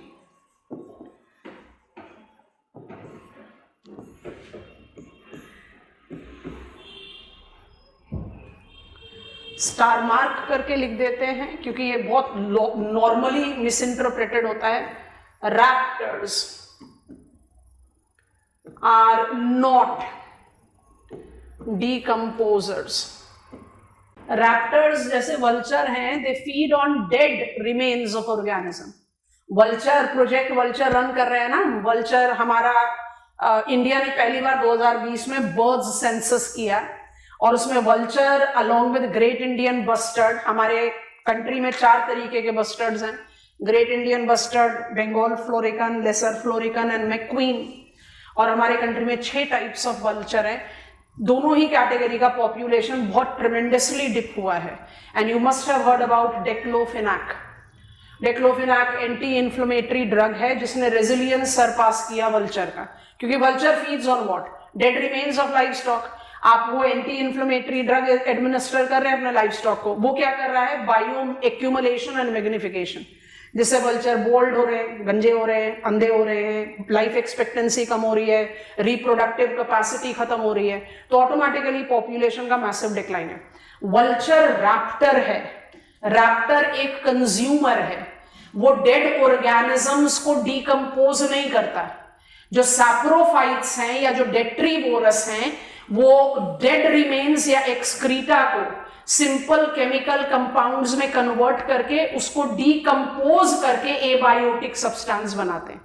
तो डीकम्पोजर्स या सैप्रोफाइट, डीकम्पोजिशन को आप किसके साथ एसोसिएट कर रहे हो, डेट्रीवोरस के साथ या सैप्रोफाइट्स के साथ। सैप्रोफाइट्स जैसे different type of bacteria, earthworm, ये क्या कर रहे हैं, ये डेड रिमेन्स ऑफ ऑर्गेनिज्म को या ऑर्गेनिक एक्सक्रीटा को सिंपल कंपाउंड्स में कन्वर्ट करके वापस एबायोटिक सब्सटेंस में कन्वर्ट कर रहे हैं। रैप्टर्स वो नहीं कर रहे, रैप्टर्स फीड करते हैं डेड रिमेन्स पर। I as a lion kill and eat, you as vulture is eating on dead remain, पर आप डेड रिमेन को डिकम्पोज नहीं कर रहे। तो सबसे पहले तो रैप्टर को हटा दो, वो डिकम्पोजिशन में इंक्लूड नहीं होता। और जब आप डिकम्पोजिशन प्रोसेस की बात करते हैं तो हम आइडियली क्या कहते हैं, हमने अपना फूड चेन कहां से शुरू किया, प्रोड्यूसर। तो उस फूड चेन को आप क्या बोलते हैं, ध्यान से सुनना जरा। और हमने केमोट्रॉफ्स के लिए एक पॉइंट रिजर्व में रखा था, उसको भी आंसर कर देते हैं तो हमारा एलिमेंट्री फंडामेंटल प्रिंसिपल्स खत्म हो जाएगा, उसके बाद आगे बढ़ेंगे। आप ऐसे सोचो कि हमने शुरुआत की अपने स्टडी की कि producer food energy and matter produce करेगा and then it will feed consumers. तो हमारा जो ग्रेजिंग फूड चेन है, ग्रेजर, जो हमारा ग्रेजिंग फूड चेन है वो कहां पर जाकर खत्म हो जाता है, डिकम्पोजिशन पर। आइडियली तो हम यही कहते हैं, बट ये तो साइकिल है ना। आप ऐसे भी तो कह सकते हो कि डिकम्पोजिशन से साइकिल शुरू हुई, जहां आपने क्रिएट करा सॉइल न्यूट्रिएंट, उस सॉइल न्यूट्रिएंट को in presence of sunlight and water plant ने कन्वर्ट कर दिया फूड एनर्जी एंड मैटर में, और फिर चलना शुरू हुआ आपका साइकिल। इसलिए हमने लिखा that when I talk about decomposition we can mark up saprophytic or detritus food chain in place of grazing food chain। अब मेरे क्वेश्चन का आंसर दो, ग्रेजिंग फूड चेन क्यों बोलते हैं, प्रोडक्शन फूड चेन क्यों नहीं बोलते, ग्रेजिंग फूड चेन क्यों बोल रहे हैं, प्रोडक्शन फूड चेन क्यों नहीं बोलते? क्योंकि हर प्रोड्यूसर फूड चेन नहीं क्रिएट करता। ग्रेजिंग का मतलब क्या, हर्बीवोरस ने प्लांट को खा लिया, तभी तो फूड चेन शुरू हुआ। अब यहां क्वेश्चन का आंसर दो, why do you think that chemotrophs, why do you think कि केमोट्रॉफ्स प्राइमरी प्रोड्यूसर नहीं है, प्रोड्यूसर है, सेल्फ फीडर है, बट प्राइमरी प्रोड्यूसर नहीं है। क्योंकि जो फूड एनर्जी एंड मैटर वो प्रोड्यूस करते हैं अपने सेल्फ कंजम्पशन के बाद, जो ग्रॉस प्रोडक्टिविटी, प्राइमरी नहीं बोल सकते उनको, प्राइमरी प्रोड्यूसर नहीं है, जो ग्रॉस प्रोडक्टिविटी है केमोट्रॉफ्स की, वो रेस्पिरेशनल लॉस के बाद जो नेट बचता है वो इतना कम होता है कि उस पर कोई ट्रोफिक लेवल फीड ही नहीं कर सकता। I hope you are understanding, that is the reason they can not support heterotroph. So decomposition की जब बात होती है तो आप क्या कहते हो कि इट डिपेंड्स, आप कहां से शुरू करते हैं। हम नॉर्मली शुरू कर देते हैं ग्रेजिंग फूड चेन से, but decomposition can also denote the beginning of cycle, कि भाई यहां से न्यूट्रिएंट आया, अब आप प्रोड्यूस करो। तो साइकिल को तो आप किसी भी जगह से शुरू कर सकते हो। So decomposition correlates with saprophytes and detritivores, not raptors, and why it is called biotic, abiotic link, because it is converting back dead organic remains or organic excreta into abiotic substances to sustain production process of food energy and matter. I think this is done. What is ecosystem? Biotic community interacting with abiotic substances, तीन तरीके के link, abiotic biotic, adaptation production, biotic biotic, feeding non feeding, and biotic abiotic decomposition। क्या हम यहाँ पर खत्म कर सकते हैं फंडामेंटल प्रिंसिपल्स ऑफ इकोलॉजी? नहीं, एक छोटी सी चीज और बची हुई है, कुछ एलिमेंट्री पॉइंट्स जो हमने रिजर्व में रखा है उसको छोड़कर। Can I proceed? Ecosystem is highest hierarchical biological system. An ecosystem is comprised of 5 interactive links. We are done with all these interactive links. अब मुझे क्या ऐड करना चाहिए? मुझे ऐड करना चाहिए what is identified as chronology of development of ecological setup. ठीक है, ऐड कर रहे हैं। जब भी आप ecological setup लो और कहो भाई मेरे ecological setup में इतने variety of प्रोड्यूसर्स हैं, कंज्यूमर्स हैं, तो आपको ये जस्टिफाई करना पड़ता है कि ये कंज्यूमर्स और प्रोड्यूसर जो हैं वो ओवरनाइट इवॉल्व नहीं होते। They take their evolution in due course of time, और ये जो ड्यू कोर्स ऑफ टाइम में इनका एवोल्यूशन होता है that is been defined as ecological succession. अब इकोलॉजिकल सक्सेशन को कैसे जस्टिफाई करते हैं? बहुत सारे टर्म्स हैं इसमें, हम सारे टर्म्स के बारे में बात करेंगे। पहले एक इमेज आपको अप्लाई करते हैं, उसके बाद बढ़ टर्म्स बहुत सारे हैं और सारे टर्म्स आपकी नॉलेज में होने चाहिए. What is meant by succession? Succession is chronological development of ecosystem. और इकोसिस्टम क्या है? बायोटिक कम्युनिटी होगा, एबायोटिक सब्सटेंसेस होगा, उनके बीच में इंटरएक्टिव लिंक होगा. Theoretically speaking, I have got two different types of succession, primary and secondary. ठीक है? प्राइमरी सक्सेशन लाइफलेस हैबिटेट में शुरू होता है, ध्यान से देखो इस फिगर को, और आइडियली डिवाइड होता है पाइनियर, इंटरमीडिएट और क्लाइमेक्स कम्युनिटी में. मतलब आप 3 स्टेजेस में डिवाइड कर दो. आप खुद से देखो कि पाइनियर स्टेजेस में भी मेरे पास बड़े सारे स्टेजेस हैं, जहां पर आप बेयर रॉक से शुरू करके lichens, small plant, perennial herbs, grasses and then shade tolerant trees, आपने डाइवर्सिटी जनरेट आउट कर दिया. पॉइंट टर्म्स समझो, फिर इसका डायग्राम कॉपी करना हो तो करना. Succession denotes temporal development of ecosystem. समझ में आ गया? I have got a type of succession which is called primary succession. Figure आपके सामने. How do I define primary succession? Primary succession denotes life evolving in lifeless habitat. Primary succession denotes life evolving in lifeless habitat. Habitat term लिख रहे हैं तो habitat क्या होता है? वो पार्ट ऑफ एनवायरनमेंट जो लाइफ को सपोर्ट कर सकता है, पर वहां पर लाइफ नहीं है. तो जब लाइफलेस लैब हैबिटेट में लाइफ इवॉल्व होता है, वो प्राइमरी सक्सेशन सेट इन करता है. प्राइमरी सक्सेशन के डिफरेंट टाइप्स हो सकते हैं, हमें थोड़ी देर बाद आ रहे हैं. आइडियली सक्सेशन के 3 स्टेजेस जस्टिफाई होते हैं, pioneer, intermediate and climax. In stages को कौन से स्टेजेस बोलते हैं? इन स्टेजेस को बोलते हैं सेरे और सेराल स्टेजेस. आप इन स्टेजेस को प्रिंसिपली 3 कैटेगरी में डिवाइड करते हो, सब कैटेगरीज में भी डिवाइड कर सकते हैं. Passing via distinctive number of seres और seral stages which can boldly be classified as pioneer, intermediate and climax.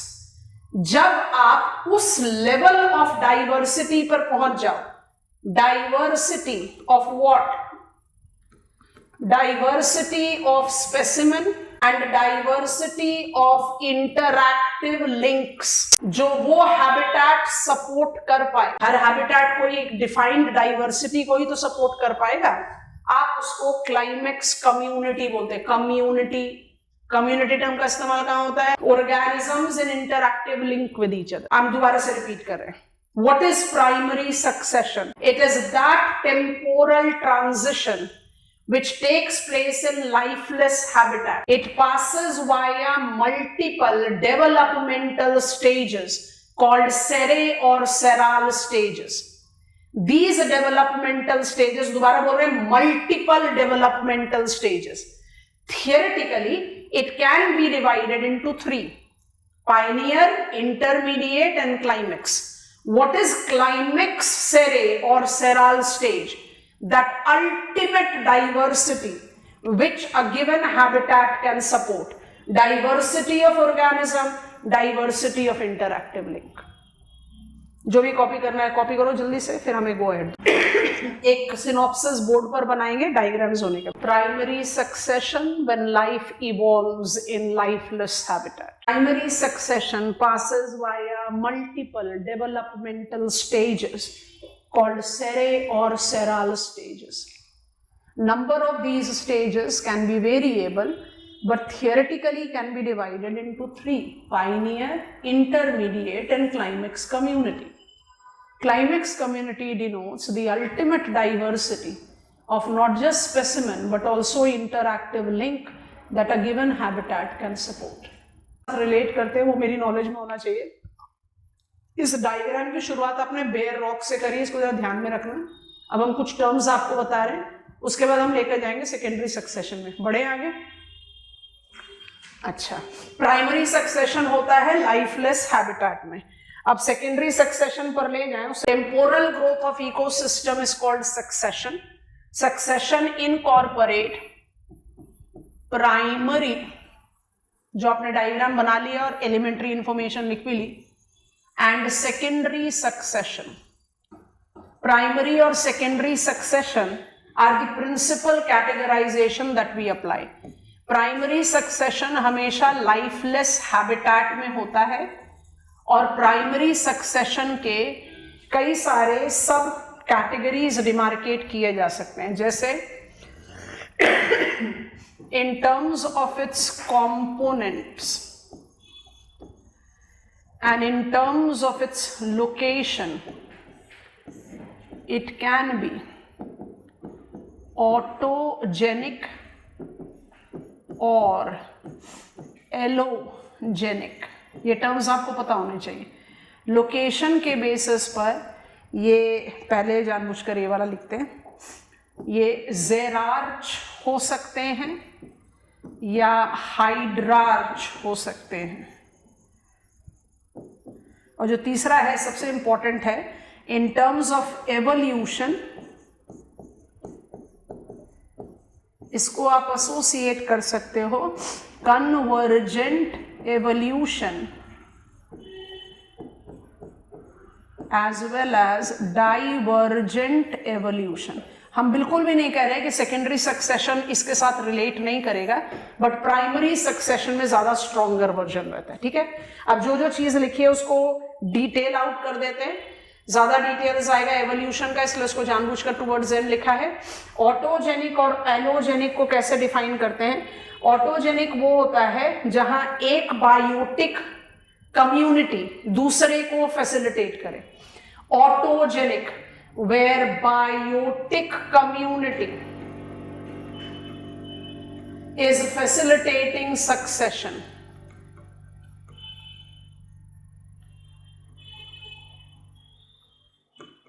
Sere stages. और एलोजेनिक क्या होता है? जहां कोई फिजिकल प्रोसेस इन्वॉल्व हो, जैसे वोल्केनिक एक्टिविटी में लाहार ने फर्टाइल सॉइल सेटल डाउन कर दिया, वो फर्टाइल सॉइल आपके लिए हैबिटेट दे रहा है जहां पर आपने कोई प्लांट ग्रो करना शुरू कर दिया। तो जहां पर कोई फिजिकल एनवायरनमेंट कुछ फैसिलिटेट करे उसको आप एलोजेनिक बोलते हैं। जहां एक ऑर्गेनिज्म ने दूसरे को फैसिलिटेट करा उसको आप ऑटोजेनिक बोलते हैं। ज़ेरार्च क्या होता है? वो सक्सेशन जो बेयर रॉक से शुरू होकर क्लाइमेक्स कम्युनिटी तक पहुंचे, और हाइड्रार्च होता है जो स्वैम्पी एरियाज से शुरू होकर क्लाइमेक्स कम्युनिटी पर पहुंचे। आपने जो भी थोड़ी देर पहले डायग्राम बनाया था, जरा बताओ वो कौन सा लोकेशन वाइज सक्सेशन है? ज़ेरार्च। ठीक है, और फाइनल चीज अब हम अगर ऐड करें उसके बाद ही हम आपको सेकेंडरी सक्सेशन में ले जाएंगे। जो बायोटिक कम्युनिटी सेरे या सेराल स्टेज में इवॉल्व होती है वो दो तरीके के एवोल्यूशन को डिपिक्ट करती है। एक को बोलते हैं कन्वर्जेंट एवोल्यूशन, एक को बोलते हैं डाइवर्जेंट एवोल्यूशन। थोड़ा सा एडजस्टमेंट करेंगे, ध्यान से सारी चीजें लिखो फिर समझा देते हैं, समझ में आ जाएगा। Convergent versus divergent evolution. Convergent evolution, different genesis, same stress and opportunities। अगर हम कहते हैं लाइफलेस हैबिटेट में लाइफ इवॉल्व होता है तो लाइफ की जो डाइवर्सिटी है वो ओवरनाइट नहीं इवॉल्व होती। Diversity of specimen and interactive link समय के साथ इवॉल्व होता है। ये जो समय आप अप्लाई कर रहे हैं जिनको आप डेवलपमेंटल स्टेजेस बोलते हैं उनको आप कहते हो सेरे या सेराल स्टेजेस। तो प्राइमरी सक्सेशन डिनोट करता है लाइफलेस हैबिटेट में लाइफ का इवॉल्व होना। अब एक बहुत जनरल सा स्टेटमेंट बोल रहे हैं, जितने बायोम्स हमें प्लैनेट अर्थ पे आज की डेट में दिखाई देते हैं जिनको हम डिटेल्स में अब पढ़ेंगे, applying all these fundamental principles, चाहे वो टेरेस्ट्रियल है चाहे वो एक्वाटिक है, हम रफली उन सबको नियर क्लाइमेक्स कम्युनिटी कह सकते हैं। क्योंकि इन सब का जेनेसिस कब से शुरू हुआ है? 70 मिलियन ईयर्स से। सो passing via multiple seres seral stages, they denote what is called climax community. तो क्लाइमेक्स कम्युनिटी क्या जस्टिफाई करता है? अल्टीमेट डाइवर्सिटी, जो कोई भी गिवन हैबिटेट सपोर्ट कर सके। डाइवर्सिटी किस चीज की? स्पेसिमेन की, उनके बीच के इंटरएक्टिव लिंक की। कितने डेवलपमेंटल स्टेजेस हो सकते हैं? अलग अलग हैबिटेट में अलग अलग होंगे। तो number of seral stages can be different, but theoretically हमको 3 पार्ट में डिवाइड कर सकते हैं, pioneer, intermediate and climax. Climax denote करता है अल्टीमेट। आप सक्सेशन को उसके लोकेशन के बेसिस पर हाइड्रार्च और जेरार्च में डिमार्केट कर सकते हो, उसके प्रोसेस के बेसिस पर एलो एंड ऑटोजेनिक में डिवाइड कर सकते हो, और बहुत इंपॉर्टेंट जो इन्वॉल्व एवोल्यूशन प्रोसेस है, अब दोनों भी हो सकते हैं, आप कन्वर्जेंट या डाइवर्जेंट एवोल्यूशन में डिवाइड कर सकते हो। अब सब कुछ लिख लिया है, पेन ड्रॉप करके विजुअलाइज करो। कन्वर्जेंट का मतलब क्या है? आप शुरू में बड़े अलग अलग थे, अब आप सेम हो गए हो। डाइवर्जेंट एवोल्यूशन का मतलब क्या है? आप शुरू में सेम थे, अब अलग अलग हो गए हो। अब इसको कैसे पिकअप करें? Convergent evolution denotes different genesis of specimen subjected to similar stress and opportunity। आपने उस स्ट्रेस और अपॉर्चुनिटी को अडेप्ट किया तभी तो सरवाइव कर रहे हो, नहीं तो मर जाते। तो you have different genesis, but because you have been subjected to similar stress and opportunity, you have adapted similarly। mesquite plant और एलोवेरा बहुत अच्छे एग्जाम्पल हैं ज़ेरोफाइट्स के। दोनों के दोनों फेरियाटोफाइट्स हैं, ज़ेरोफाइट्स हैं, सक्लेंट्स हैं, ये सारा अडेप्टेशन है फोटोट्रॉफ का डेजर्ट में। पर ये दोनों अपनी जेनेसिस में बिल्कुल अलग अलग प्लांट है। मेस्क्विट प्लांट को आप एसोसिएट करते हो नॉर्थ अमेरिका से, और एलोवेरा एसोसिएट होता है सहारा डेजर्ट से। ये दोनों प्लांट कन्वर्जेंट एवोल्यूशन के एक्सीलेंट केसेस हैं। क्यों? इन प्लांट्स को सिमिलर स्ट्रेस, चैलेंजेस और सिमिलर अपॉर्चुनिटी मिली। सरवाइव करने के लिए दोनों ने सेम तरीके का अडेप्टेशन ले लिया। अडेप्टेशन ले लिया तो क्या बता रहे हैं? ये दोनों के दोनों तो ज़ेरोफाइट है, so they are genetically different but adapted to same condition. तो कौन सा एवोल्यूशन हो गया? Convergence. Humans, our evolution was same. 2 million year पहले होमोज का जेनेसिस हुआ, and we passed via 4 developmental stages, evolutionary stages। एक को बोलते हैं bipedal hominids। अभी एक irrational debate कुछ समय पहले हमारे कंट्री में शुरू हुआ कि हम एप्स से नहीं इवॉल्व हुए। हटा दो चैप्टर एवोल्यूशन का बायोलॉजी से। ये जो irrational thought process चल रहा है कुछ कुछ, वो तो बहुत स्ट्रॉन्ग डिबेट होना चाहिए हमारे कंट्री में, but we all are too busy with other things, so we don't talk about it. Any case, हम जब अपने एवोल्यूशन प्रोसेस, होमोज के एवोल्यूशन प्रोसेस की बात करते हैं, तो from apes it was bipedal hominids. Bipedal, 2 foot. Bipedal होने से automatically homo habilis, we became habitual to 2 legs movement, जिसमें we had our eye sight becoming more stronger. हमारा पाम में थंब का अलग होना ताकि हम पकड़ सके, habitual to this. Homo erectus, हमारा स्पाइनल कॉर्ड इरेक्ट हुआ, unlike the ape, the ancestors, and then we became homo sapiens. तो passing via 4 developmental stages of bipedal hominids, homo habilis, homo erectus and homo sapiens, हम अलग अलग जगह पर जाकर बसे। तभी तो आज, ऑफ कोर्स ये थोड़ा आउटडेटेड है, UNFPA, United Nations fund for population activity कहता है pure races map of world पर नहीं है। 1951 में बता दिया प्योर रेस नहीं है, पर हम ह्यूमन काइंड को 3 रेसेस में डिवाइड करते हैं। Caucasoid the white people, Negroid the black people, and Mongoloid the yellow people. Imagine a European dweller, imagine a person from Africa, and imagine a Chinese person. We differ in each other's appearances. कौन सा example है हम? Divergent evolution. NCERT के example है emu ostrich rhea, camel का दूर का cousin alpaca. South America और Africa once upon a time attach थे। साउथ अमेरिका और अफ्रीका, अफ्रीका में है कैमल। साउथ अमेरिका जब ड्रिफ्ट होकर अपना हैबिटेट चेंज कर रहा है, माउंटेन्स वगैरह बना रहा है, तो जो कैमल के साथ डाइवर्जेंट एवोल्यूशन हुआ जिनका, वो है एल्पेका। वो माउंटेनस एरिया के कैमल है। तो माउंटेनस एरिया के कैमल ने क्या किया, डिफरेंट स्ट्रेस में अपने आप को डिफरेंट तरीके से अडेप्ट कर दिया। उनका हाइट बहुत छोटा है, वो वाटर रिटेंशन कैपेसिटी नहीं रखते जो कैमल के साथ एसोसिएट होता है। हाइट क्यों छोटा है, हम्प बहुत ज्यादा ऊंचा है, क्योंकि mountain climb up climb down करना पड़ेगा। कौन सा एग्जाम्पल हो गया, डाइवर्जेंट एवोल्यूशन। सोचो, convergent evolution, different genesis, common adaptation. Divergent evolution, common genesis, different adaptation. So convergent, divergent evolution, Zerarch, Hydrarch succession, auto-allogenic processes, all can be applied to primary succession, and definitely not saying cannot be applied to secondary succession. But secondary succession फिर क्या है? अब secondary succession का जरा figure देखो। Secondary succession को primary succession से distinguish करते हैं with destruction of climax community। कोई भी क्लाइमेक्स कम्युनिटी को आपने डिस्ट्रक्ट कर दिया, थोड़ा सा और इसको फ्रेम में डालें तो आपको फिगर और आराम से दिखाई दे। देखो,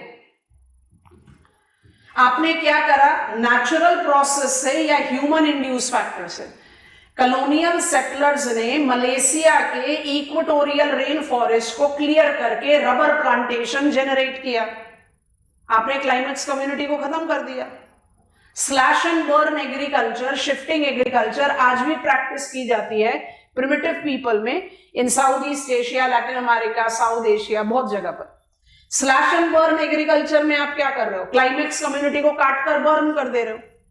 आप human induced destruction of climax community कीजिए या नेचर इंड्यूस कीजिए। कोई भी एरिया में हैबिटेट डेवलप हुआ, आज वहां पर वोल्केनिज्म हो गया या सुनामी का लैंडफॉल हो गया, कुछ भी, क्लाइमेक्स कम्युनिटी डिस्ट्रक्ट हो गई। जब क्लाइमेक्स कम्युनिटी डिस्ट्रक्ट होने के बाद लाइफ दोबारा इवॉल्व होती है, उसको सेकेंडरी सक्सेशन बोलते हैं। सेकेंडरी सक्सेशन के भी मल्टीपल सेरे या सेराल स्टेजेस होते हैं। इनको भी आप थियोरेटिकली पाइनियर, इंटरमीडिएट और क्लाइमेक्स कम्युनिटी में डिवाइड कर सकते हो। But mind it, secondary succession primary succession से हमेशा फास्टर होता है, क्योंकि सेकेंडरी सक्सेशन में सॉइल प्रेजेंट रहेगा और कुछ रेजिडुअल स्पेसिमेन प्रेजेंट रहेंगे। तो secondary succession unlike primary succession. So हम ये वाला डायग्राम चाहते हैं कि आप लोग कॉपी डाउन करें। Secondary succession unlike primary succession, पहला is not in lifeless habitat, दूसरा is not 100% natural। Primary succession हमेशा नेचुरल रहेगा। Secondary succession is combining human influence. Destruction में ह्यूमन इन्फ्लुएंस हो सकता है, रीजेनरेशन में ह्यूमन इन्फ्लुएंस हो सकता है। Example, please recall Campos. बिना डिसअपॉइंट किए जल्दी से बता दो कैंपोस क्या याद करा रहा है। कैंपोस डिनोट्स, चलो क्लास, कैंपोस नाम सुना है कि नहीं, चलो ये बता दो। सुना है, ये सवाना ग्रासलैंड है ब्राजील का। सवाना ग्रासलैंड ब्राजील का, on AW type of climate में पढ़ा ब्राजील में कैंपोस। कैंपोस जो है सवाना ग्रासेस, अब हम बायोम पढ़ रहे हैं, ग्रासेस के बारे में पढ़ेंगे। सवाना ग्रासेस को कहते हैं टॉल एंड कोर्स ग्रासेस, अच्छा फीड नहीं है एनिमल्स के लिए। तो ब्राजीलियन पीपल ने क्या किया है, पूरा का पूरा कैंपोस का जो नेचुरल ग्रासेस को रिमूव करके उसकी जगह पर अल्फाल्फा ग्रासेस कल्टीवेट किया है। एनसीईआरटी का इंफॉर्मेशन आपने जरूर पढ़ा होगा। अल्फाल्फा ग्रासेस न्यूट्रिटिव ग्रासेस है। अल्फाल्फा ग्रासेस पर बीफ कैटल को रियर किया जाता है ताकि वो मोटे हो जाए और we can produce more meet. तो अल्फाल्फा किसका एग्जाम्पल हो गया, secondary succession bye humans. Campos को किसने क्लियर किया, बाय ह्यूमन। तो humans have distracted climax community and have generated secondary succession. दूसरा एग्जांपल लो, आपने as primitive people existing climax community को बर्न करके जला दिया, शिफ्टिंग कल्टीवेशन। आपने उस एरिया को 1 साल 2 साल तक कल्टीवेट किया, फिर उसको फैलो छोड़ के आप दूसरी जगह चले गए। वहां नेचर रीजेनरेट करती है फॉरेस्ट। इस रीजेनरेटिव फॉरेस्ट को बेलुकास बोलते हैं। अब बेलुकास किसका एग्जाम्पल हो गया, secondary succession.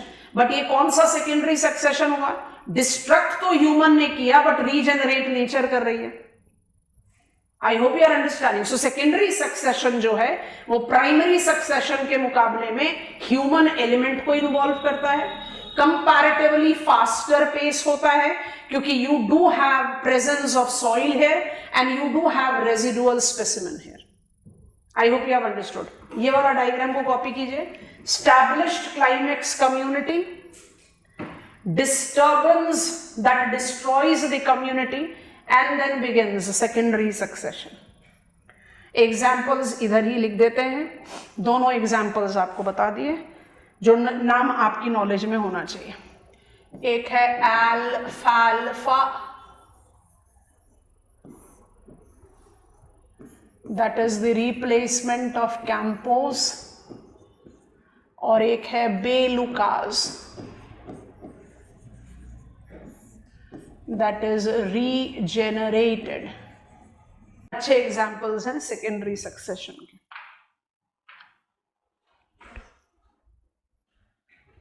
Lifeless habitat, life begins, primary succession. Destruction of climax community, setting in fresh development, secondary succession. Secondary succession में भी कन्वर्जेंट डाइवर्जेंट एवोल्यूशन हो सकता है, हाइड्रार्च जेरार्च हो सकता है, ऑटोजेनिक एलोजेनिक हो सकता है, कोई नहीं मना कर रहा, लेकिन जो एलिमेंट्री डिस्टिंक्शन है उसको पकड़ना है। फास्ट होगा, ह्यूमन एलिमेंट इन्वॉल्व होगा, प्रेजेंस ऑफ सॉइल जस्टिफाइड है, रेजिडुअल स्पेसिमेन जस्टिफाइड है। तो ये पॉइंट ऑफ डिफरेंसेस आपको दिमाग में रखना है।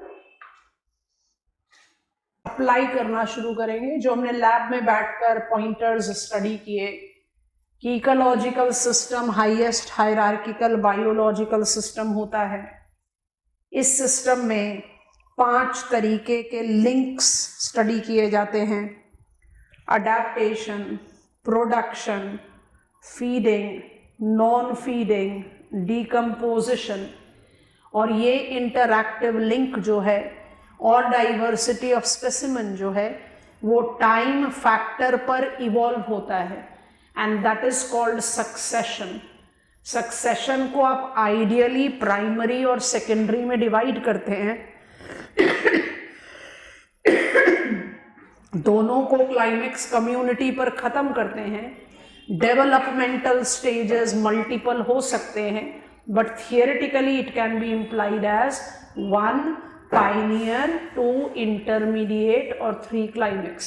प्राइमरी सेकेंडरी दोनों एसोसिएट कर सकते हैं कन्वर्जेंट और डाइवर्जेंट एवोल्यूशन से, एलोजेनिक या ऑटोजेनिक सक्सेशन से, और जेरार्च हाइड्रार्च सक्सेशन से।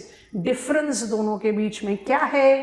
Primary succession begins in lifeless habitat and secondary succession evolves after destruction of climax community।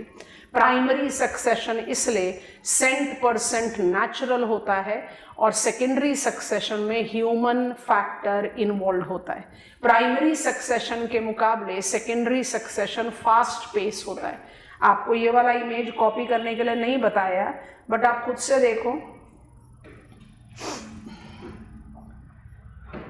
0 years 1 से 2 साल और 150 साल।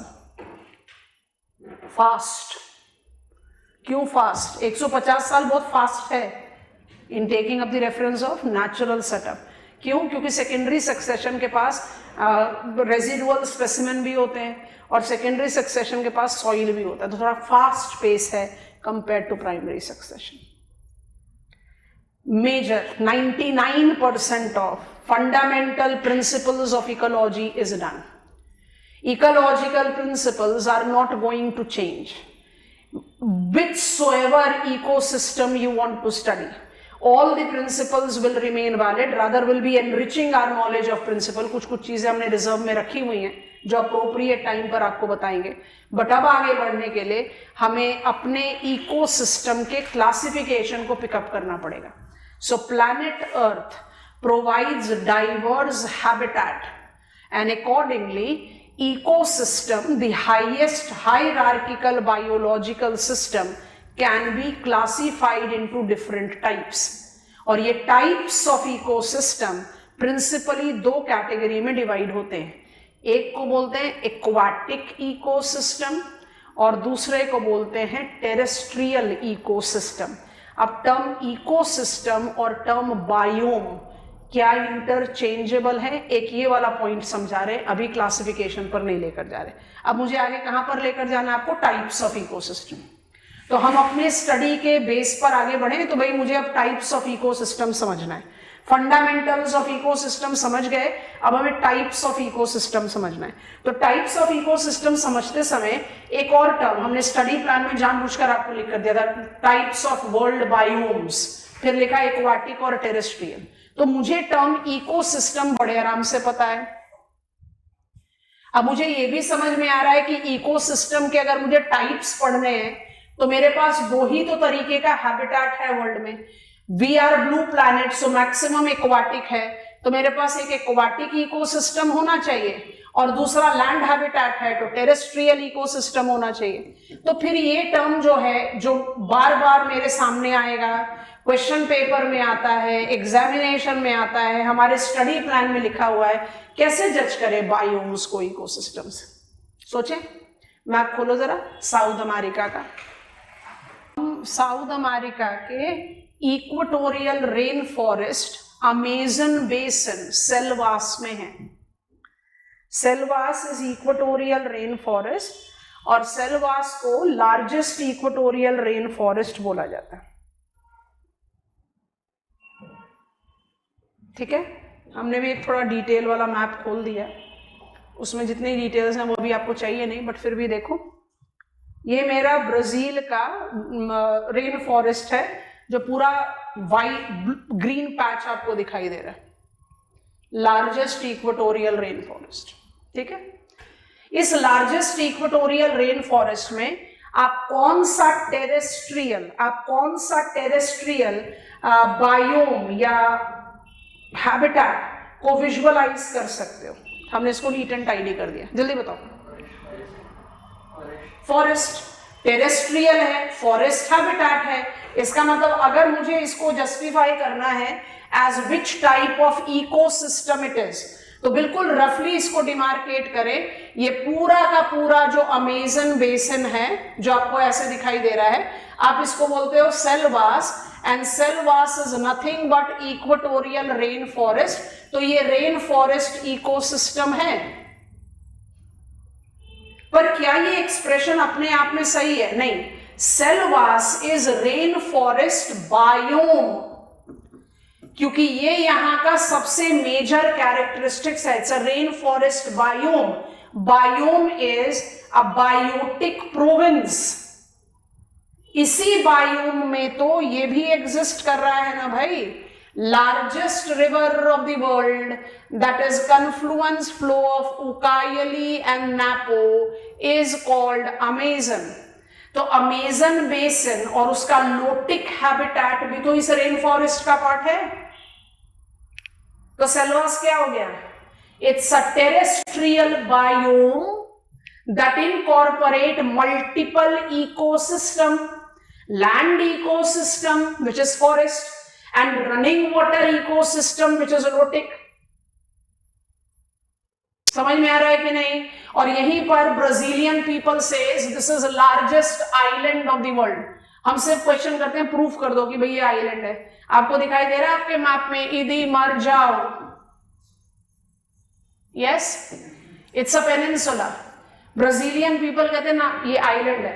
अगर ये आइलैंड है तो ये माजुली से बड़ा है, कोई डिनाइल नहीं, बट ये बहुत आराम से दिखाई दे रहा है कि पेनिनसुला, आइलैंड नहीं है। तो आइलैंड बायोडाइवर्सिटी आ जाएगा यहां पर। तो क्या डिफरेंस हो गया बायोम्स और इकोसिस्टम में? जल्दी, biomes are biotic provinces which can have more than one ecosystem. तो कौन सा टर्म ज्यादा एनरिचिंग हो जाएगा? बायोम। क्यों? क्योंकि आप मैप ऑफ वर्ल्ड में है। तो टेरेस्ट्रियल बायोम, एक बायोम है उसका नाम है डेजर्ट बायोम। एग्जाम्पल है सहारा डेजर्ट। क्या सहारा डेजर्ट नाइल रिवर के बिना हो जाएगा? तो डेजर्ट बायोम में लोटिक इकोसिस्टम भी तो है। I hope you are understanding. ये पॉइंट है। सो हमने ये चीज लिखा है यहां पर, आप इसको नोटिस कर लो and I think this is sufficient. Biomes are biotic regions which can be aquatic, which can be terrestrial, and that region can have multiple ecosystems. चलो आप पैसिफिक ओशन बायोम पढ़ते हो, एक्वाटिक, मरीन, ओशियानिक, क्या उसमें island नहीं आएंगे? I hope you are understanding. So an island में क्या लेक और रिवर्स नहीं आएंगी? आएंगी। तो एक बायोम में मल्टीपल इकोसिस्टम्स हो सकते हैं, तो टर्म्स पता होना चाहिए। बायोम और इकोसिस्टम को हम नॉर्मली इंटरचेंजेबल टर्म करके चलते हैं, इंटरचेंजेबल नहीं है, डिफरेंट मीनिंग है, पता होना चाहिए। अब हम क्लासिफाई कर देंगे टाइप्स ऑफ इकोसिस्टम। एक्चुअली हम इसको पढ़ेंगे टाइप्स ऑफ बायोम्स, जिसमें हम पहले पिकअप करेंगे एक्वाटिक। आपको रीजन समझा चुके हैं, वही रीजन के हिसाब से पढ़ेंगे। So by learning biomes, by default will be learning ecosystems, क्योंकि बायोम को भी तो आप नाम दोगे डोमिनेटिंग इकोसिस्टम से ही। सारा को आप क्या बोलोगे? डेजर्ट बायोम, क्योंकि वो डेजर्ट इकोसिस्टम डोमिनेंट है। If you have in your possession biology 12th standard का एनसीईआरटी तो पढ़ो, नहीं तो हम आपको कभी भी नहीं कहते कि आप बुक्स के पीछे भागो।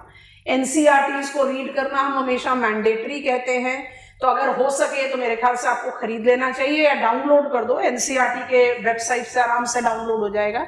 आपको 12th स्टैंडर्ड के बायोलॉजी के चैप्टर को रीड करना चाहिए फॉर फंडामेंटल्स ऑफ इकोलॉजी। जो सारी चीजें हमने आपको बताई है, रेगुलेशन, कन्फॉर्मर, होम्योस्टैटिस, वो एनसीईआरटी ऑफ ज्योग्राफी में नहीं मिलता। अब जहां हम जा रहे हैं वो एनसीईआरटी ऑफ ज्योग्राफी में मिलेगा। बाकी आपके क्लास रजिस्टर्स में sufficient information and you will be getting your written notes as well as printed notes as I have been share.